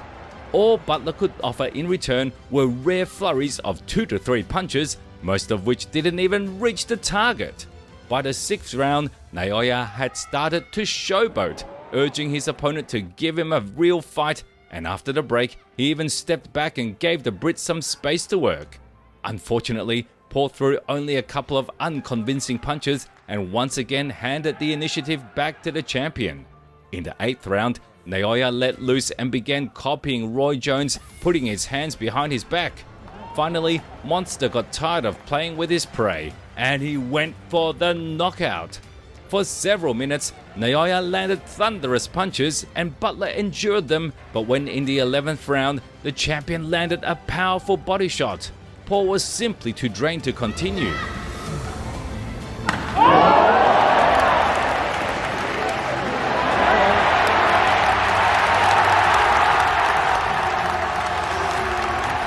In such a slow-paced but one-sided fight, Naoya Inoue won his 4th belt and became the undisputed champion of the world.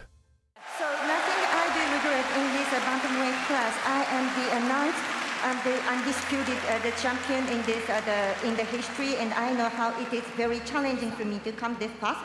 And from superfly the weight I have been aiming at achieving this, and there is some boundaries between the different the organization. But on this December 13th, I made it. So this is the greatest day of my moment.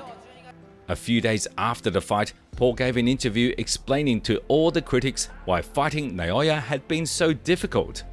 And it's hard to let the shots go when you do see them, because he's going to counter your counter. So it was harder than people make out on Twitter, do you know what I mean? It was a lot harder than what people make out on Twitter. But what lay ahead for the Japanese fighter? After his victory over Butler, his mission of claiming the bantamweight division was officially complete, and there were no more worthy opponents in the weight class for Naoya. If any other boxer had been in Monster's shoes, he could have easily gone on defending his titles endlessly and filling his pockets with nice paychecks, but Inoue wasn't in this sport for money and not even for fame. What Naoya had always cared about throughout his career was legacy and greatness, so he lived up to his ideals and made the only correction decision in his case. He moved up in weight. As you remember, rumors about Monster moving to 122 pounds had circulated before he even became undisputed, and now they had been confirmed by the champion and his manager themselves. Chapter 5. He possesses 3 qualities: loyalty, dedication, and valor, and his glorious name will remain in the memory of descendants. Bushido Book 1.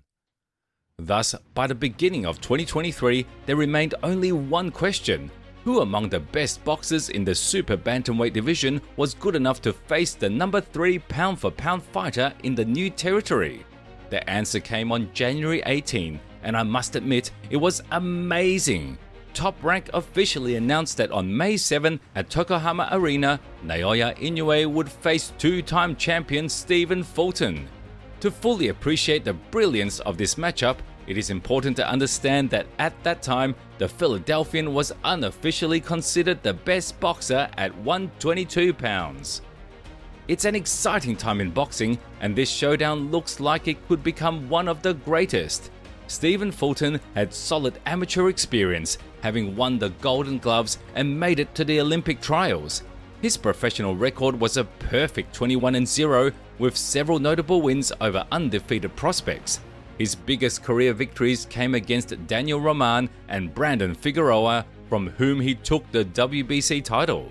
Additionally, Fulton stood out for his excellent physical attributes. He was 5 feet 6.5 inches tall with a reach of 70.5 inches. Moreover, his elusive technical style, especially the legendary Philly shell, was something that Inoue had never faced before. Naoya himself acknowledged these advantages of his opponent in an interview. What impresses me is how he can stay mobile on his feet for all 12 rounds. He boxes very strictly and is always looking for the win, but he also has the physical attributes to back it up. He has enough endurance to go the full 12 rounds, and he's definitely a very powerful opponent, and that motivates me. In any case, boxers with long legs are in a better position to land different punches. I've never fought anyone like him before, so I think that could be an advantage for him. While Naoya respected his opponent deeply, Fulton was less complimentary. I'm all around. He's more so the athletic build, as far as known for the knockouts. So I feel like when you have a guy that's known for knockouts, they tend to feel comfortable with that and they look for that. When you have an all-around fighter, you can do whatever, and that's a dangerous fighter to deal with. And of course, I have the power as well. Sometimes his remarks about Inoue's strengths went too far, with him openly stating that one of the best boxers in the world would have nothing to offer him in the ring. You can't really say that. I fought power punchers. Other than his power, could you tell me what do we have to offer? I think he's super athletic. He's not just powerful; he's fast. And no, but yeah, I knew he was like fast. I expect him to be fast. So power and speed. I say you're wrong because he is athletic, but I fought and sparred and been in the ring with plenty of guys like him. Now, probably, yes. I've been in the ring with guys like him. Trust me.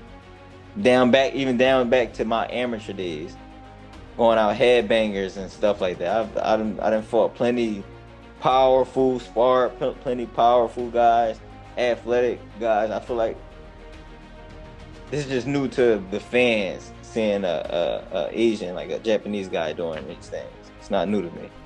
Fortunately for us fans, May 7 was rapidly approaching and it was time for Fulton to put the money where his mouth is. However, an unfortunate incident occurred.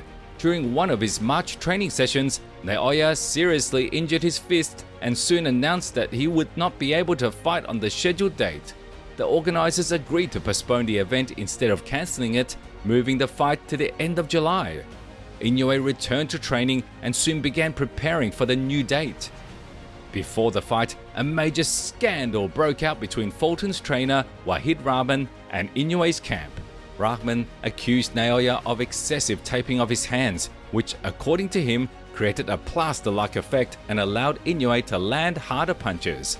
Rahman even threatened that if Inoue continued to tape his hands this way, he wouldn't let his fighter Fulton enter the ring. Naoya quickly responded, defending his hand-wrapping method, explaining that it followed the regulations allowed in Japan, where all his previous fights had taken place. He also invited Rahman to inspect his gloves before the fight if he had any concerns. With that, the ridiculous conflict seemed to be resolved and fans eagerly awaited the fight. Before the fight, many experts, including Fulton himself, praised his jab, claiming that with such precision and sharpness, Inoue had never faced anything like it. And you know what? In the first 2 rounds, Naoya had a jab battle with Fulton, and he won it hands down.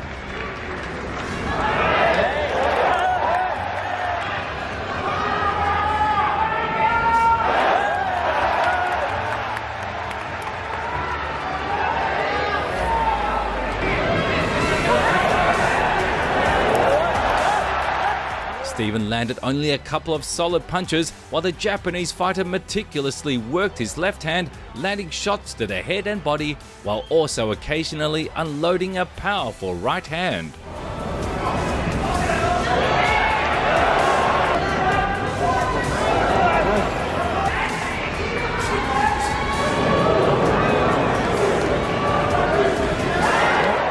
Naoya's game plan for this fight was as simple as it was effective. Intercept Fulton's jabs with 1-2s, constantly pressuring him and attacking the body as often as possible. His straightforward strategy proved to be a real kryptonite for cool boy Steph, who simply didn't know what to do. Though he occasionally landed a decent right hand, this was just a drop in the ocean compared to the consistent pressure Naoya was applying. Over 7 rounds, Inoue bombarded his opponent from all angles, and by the 8th, he had his opponent exactly where he wanted him.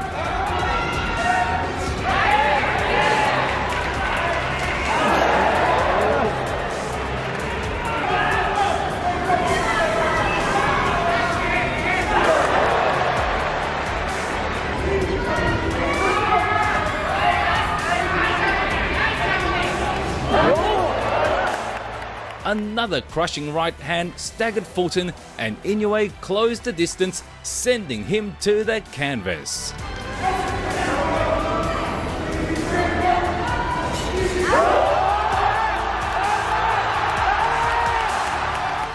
After that, the monster switched gears and began relentlessly pummeling Fulton with a series of powerful blows at the ropes.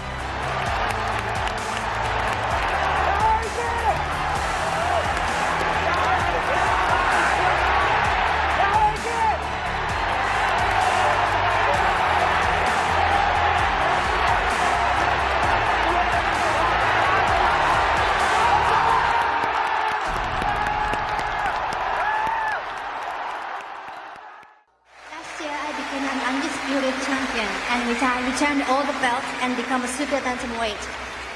Everything I was thinking about, all in mind, was to fight against him in this year. However, unfortunately, I got injury and I had to postpone this fight. I am sorry for my team, and Fulton's team, but thank you so much for accepting this fight once again, and I'm so happy right now.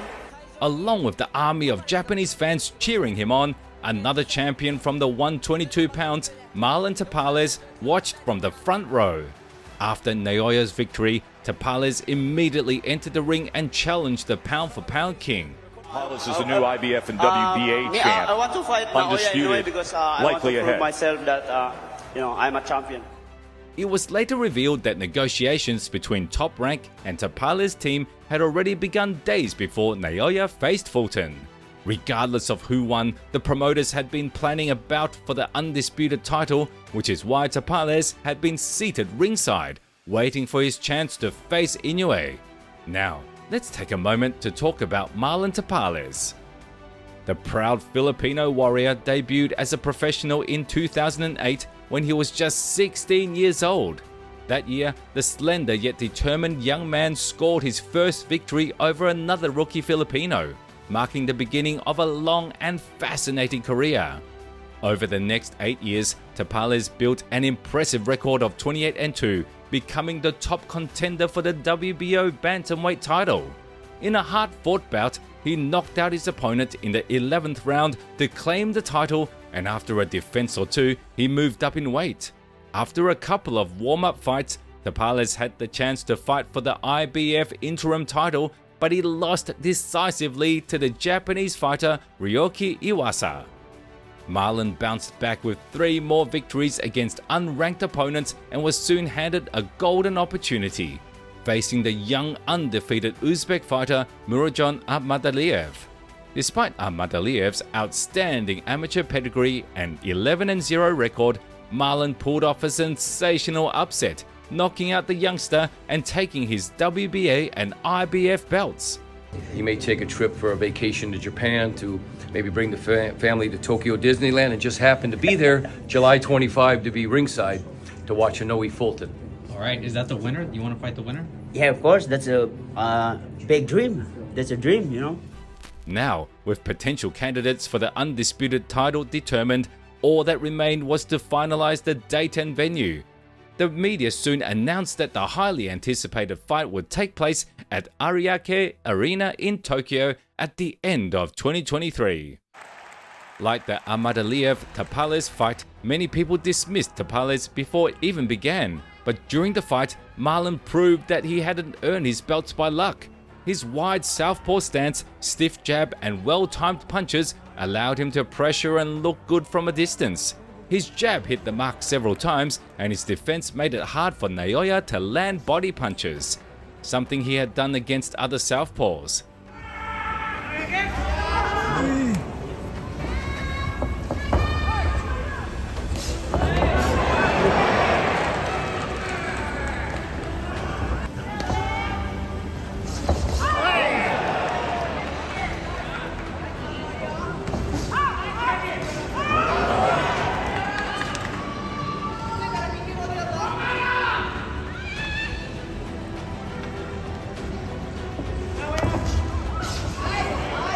Naoya struggled to find his range and reach his opponent while Tapales controlled the center of the ring.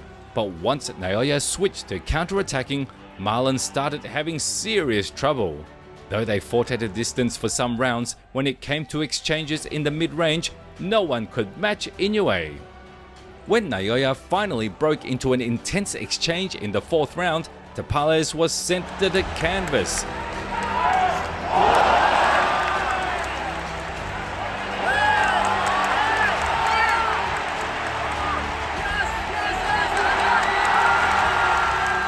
From then on, Marlon did everything he could to avoid close exchanges, but Naoya relentlessly landed punch after punch.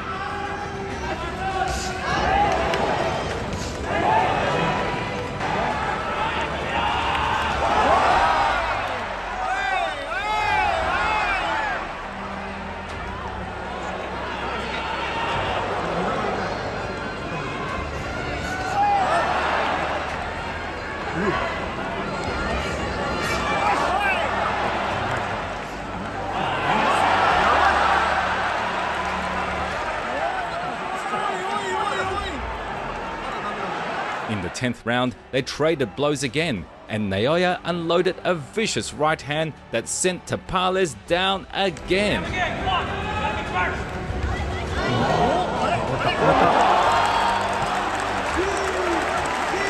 The punch was so brutal that Marlon couldn't get up, and that meant only one thing. Naoya Inoue became the first undisputed champion in the super bantamweight division's history. And secondly, I would like to thank everyone who supported me to make this fight happen. Ohashi Promotion, Taken Promotion, of course Bob Aram, everybody, Lamino, and NDC Giacomo. Thank you so much for having me and such an opportunity for a fight against such a tough opponent. And I think super bantamweight is my weight division for now. So 2024, I would like to show you myself at the super bantamweight in even more stronger form.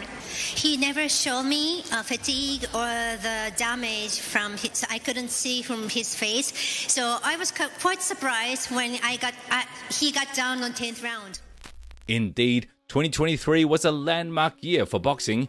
First, Terence Crawford decimated Errol Spence to become an undisputed champion for the second time, and just half a year later, Naoya Inoue achieved the same feat. As debates raged among fans and experts over who was the better fighter, Naoya was already looking for his next challenge. Imagine this, a fighter who in a year defeated two of the best athletes in his newly adopted weight class, and instead of taking a break and enjoying life, he immediately set his sights on his next opponent. Truly a monster, there was no other way to put it. And what about the next contender? Naoya's team didn't waste any time and picked the best available option, top WBO and WBC contender Mexican Luis Neri.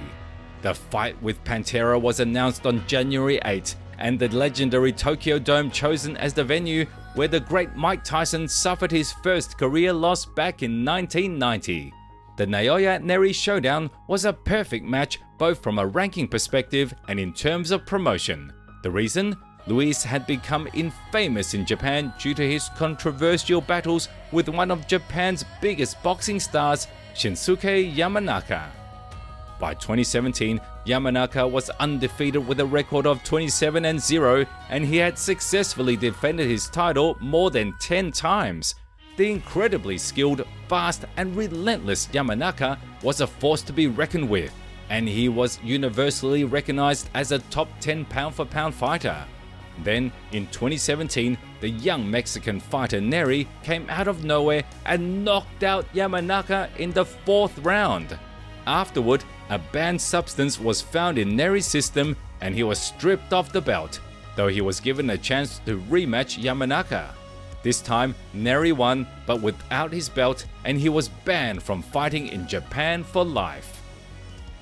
It's been 6 years since that day, and the Japanese did not forget, and they were eagerly waiting for a chance to get revenge. They were determined to teach Neri a lesson, and the perfect weapon to do so was Naoya Inoue. Neri was given a second chance to fight in Japan, something that had seemed impossible just a few years ago. We're looking for Inoue. We think it's a big fight, and we're gonna finish him. This fight will be the main event at Tokyo Dome. I want to show an exciting fight. I want everyone to see me win. I will make sure I knock him out. Deep down, Neri was likely thrilled at the chance to destroy the Japanese idol once again in front of his adoring public, plus the chance to become the undisputed champion. A win-win situation, right? Unfortunately for him, Neri had no idea who he was facing.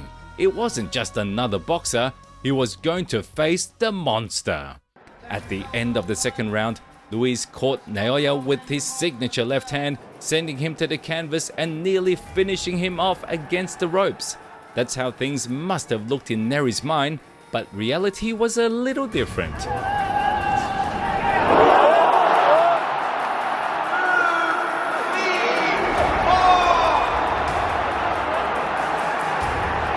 Yes, Inoue did fall from the hard shot, but he got up quickly and blocked every attack that came his way after that. By the second round, he completely took control and knocked Neri down with a left hook. After that, Luis became more cautious and reserved, but it was too late. Inoue had already figured him out and was doing whatever he wanted. Over the next 3.5 rounds, Naoya bombarded Neri with 1-2s and long body punches, occasionally landing his devastating left hook. In the 5th round, that left hook knocked Neri down again.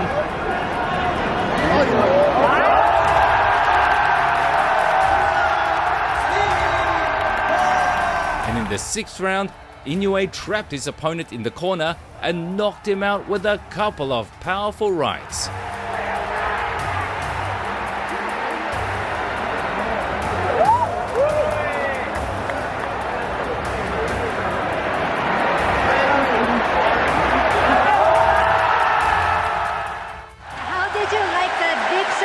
Happened in the first round. I'm so happy that I got knocked down, but actually that happening gave me a good motivation and high tension.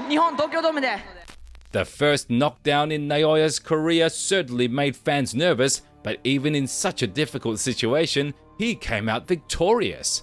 For this and many other victories, as well as his remarkable sporting qualities, the ring proudly awarded the champion the title of Best Boxer of 2023. 2023 was a year of big challenges. I moved up to super bantamweight and immediately fought the champion in 2 organizations, Stephen Fulton. After that, in December, I fought Marlon Tapales, who also had 2 titles. Neither one of these fights was easy for me, but I'm pleased by the results that we all got. With the victory over Neri, Naoya's record reached 27-0. Interestingly, with the same record, his fellow countryman Shinsuke Yamanaka once faced Luis Neri. However, by mid-2024, comparisons between Yamanaka and Inoue seemed utterly irrelevant, as Naoya had transformed into Japan's biggest sports star. To put it into perspective, the pay-per-view sales for this fight with Neri even surpassed the final of the Baseball World Championship between the US and Japan.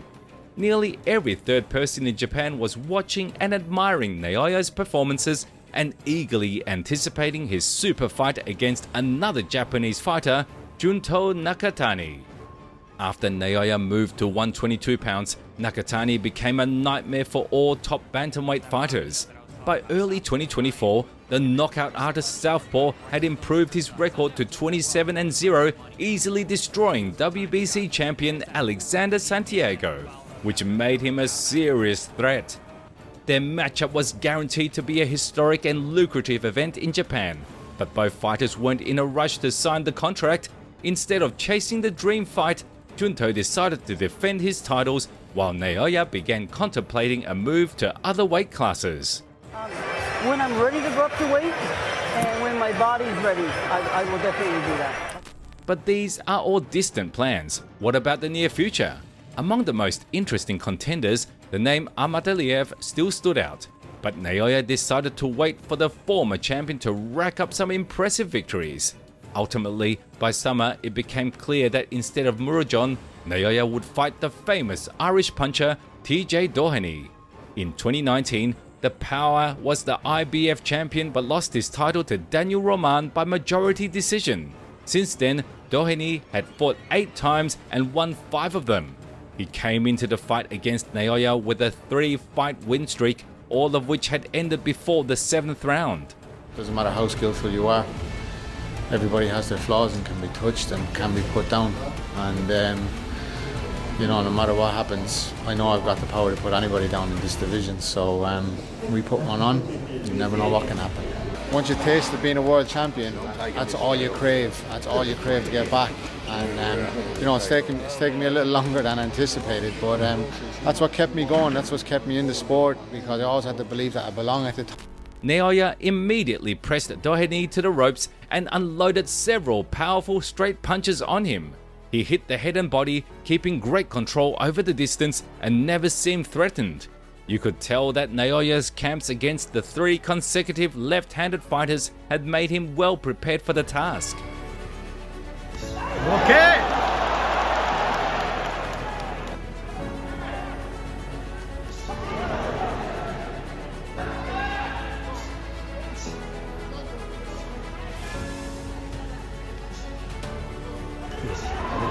Unexpectedly, starting from the 3rd round, the Japanese fighter stopped pressuring and allowed his opponent some time to work.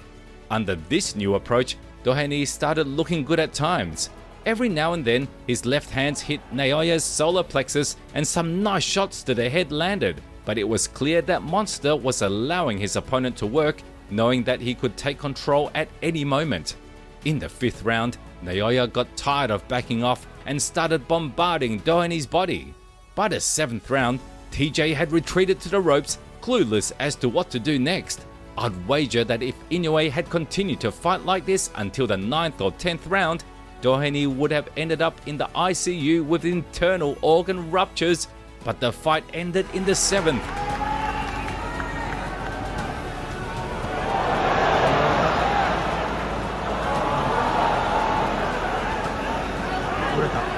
After a final punch, Doheny signaled that he could not continue and the fight was stopped. Yes, I am still in progress, and today's match especially, I want to celebrate how TJ Doheny brought the fight into this ring and his career. So I would like to thank him, and yes, you can expect me more in the future. Since 2017, Naoya Inoue hasn't fought more than twice a year. The pandemic, tournament rules and fights in the US kept disrupting his plans, but by 2024, he finally had the chance to step into the ring 3 times in a single year. On October 3rd, just a month after his victory over Doheny, Team Monster made an announcement. The next opponent had been named and it was undefeated Australian prospect Sam Goodman, ranked number 3 by the IBF.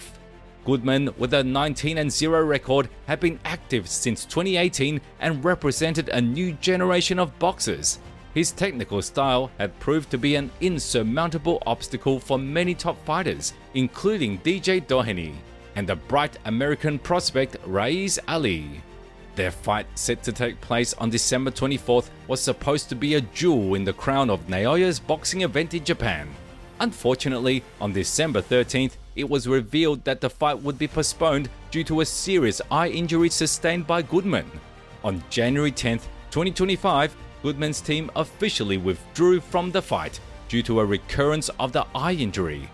With just 2 weeks left before the tournament, Inoue didn't back out and accepted an offer to fight the only one brave enough to step in on such short notice. That courageous, or perhaps crazy opponent turned out to be the Korean prospect ranked number 11 by the WBO, Ye-Jun Kim, with a record of 21-2. Until the day I retire, a part of me wants to show the world my strengths. That's motivation to make the rest of my career filling. I was just surprised. I was running. I got a phone call. They notified me 2 weeks ago. You could fight Naoya Inoue. I've been training for Inoue. I'm always training, right? My training is suited towards fighting Inoue. I'm different to all the boxers before me. It's my time. I'll crush him.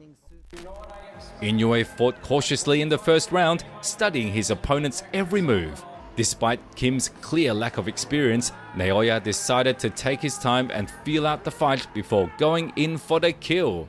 And that's exactly what he did from the second round onwards. First, he started landing body shots, then the left hook, and a couple of minutes later, he delivered a right straight.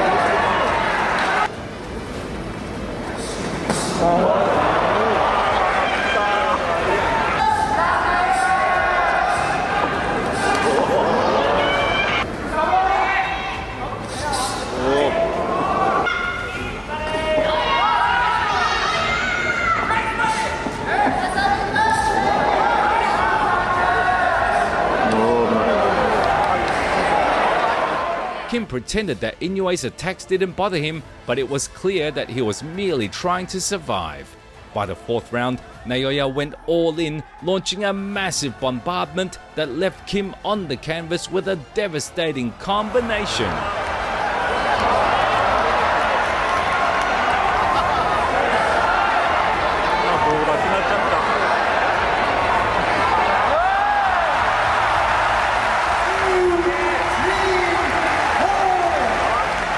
After the fight, Naoya intrigued fans with promises of an explosive bout in 2025.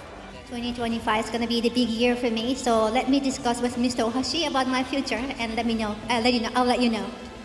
However, just a few moments later, Bob Arum grabbed the microphone and it all became clear. And at least for one fight, the great country of Japan will give this great Inoue to the city of Las Vegas for one fight this spring. So thank you all, and I really appreciate it. yes, 2025 will be the year for me to go overseas countries to have a fight. So in spring of 2025, I'll be going to Las Vegas to show you the great match. Yes, you heard it right. Naoya is heading back to America. For the first time since June 2021, the Japanese knockout artist is heading to Las Vegas to thrill his fans across the Atlantic with another spectacular performance. At this point, Naoya's opponent remains unknown, but it's highly likely that the undefeated Mexican David Alan Picasso with a 31-0 record will be the one to face him. But we'll know for sure soon, and for now, let's move on to the conclusion. Broken belt. It unleashes the monster. Here comes Inoue. That destructive, decisive power does it again. I wasn't born into a rich or influential family, so why should I try to change anything? Why go down an untrodden path? It's just too hard. Sadly, this is what most of us think. Yes, not everyone is lucky from the start, and sometimes to achieve even the simplest goal, we must put in a tremendous amount of effort. But that doesn't mean you shouldn't try to change things. Naoya Inoue was born into a regular family without any big connections or money. But from the earliest years, he dedicated himself entirely to one goal: becoming the best boxer in the world. For many years, his grueling, will-breaking training didn't bring the desired results. Just remember, as an amateur, the young man rarely won tournaments. He was always second at best, and he didn't even make it past the qualification round for the Olympics. If he had given up back then and chosen another path, we would have never known who Naoya Inoue is. But he didn't give up. He gathered his will and continued his journey, debuting as a professional at the age of 19. Today, Naoya is 31 years old, and he is the greatest Japanese boxer in history. In such a short period, he has achieved everything any athlete could dream of: titles, money, recognition. He already has all of this in abundance, but why does he continue? The answer is simple: his journey is not over. It might end tomorrow, in a year, or maybe in 10 years. No one knows, probably not even him. But for a true warrior, someone who will lead others and fight only for legacy, there is no fixed goal, only a path. Am I wrong?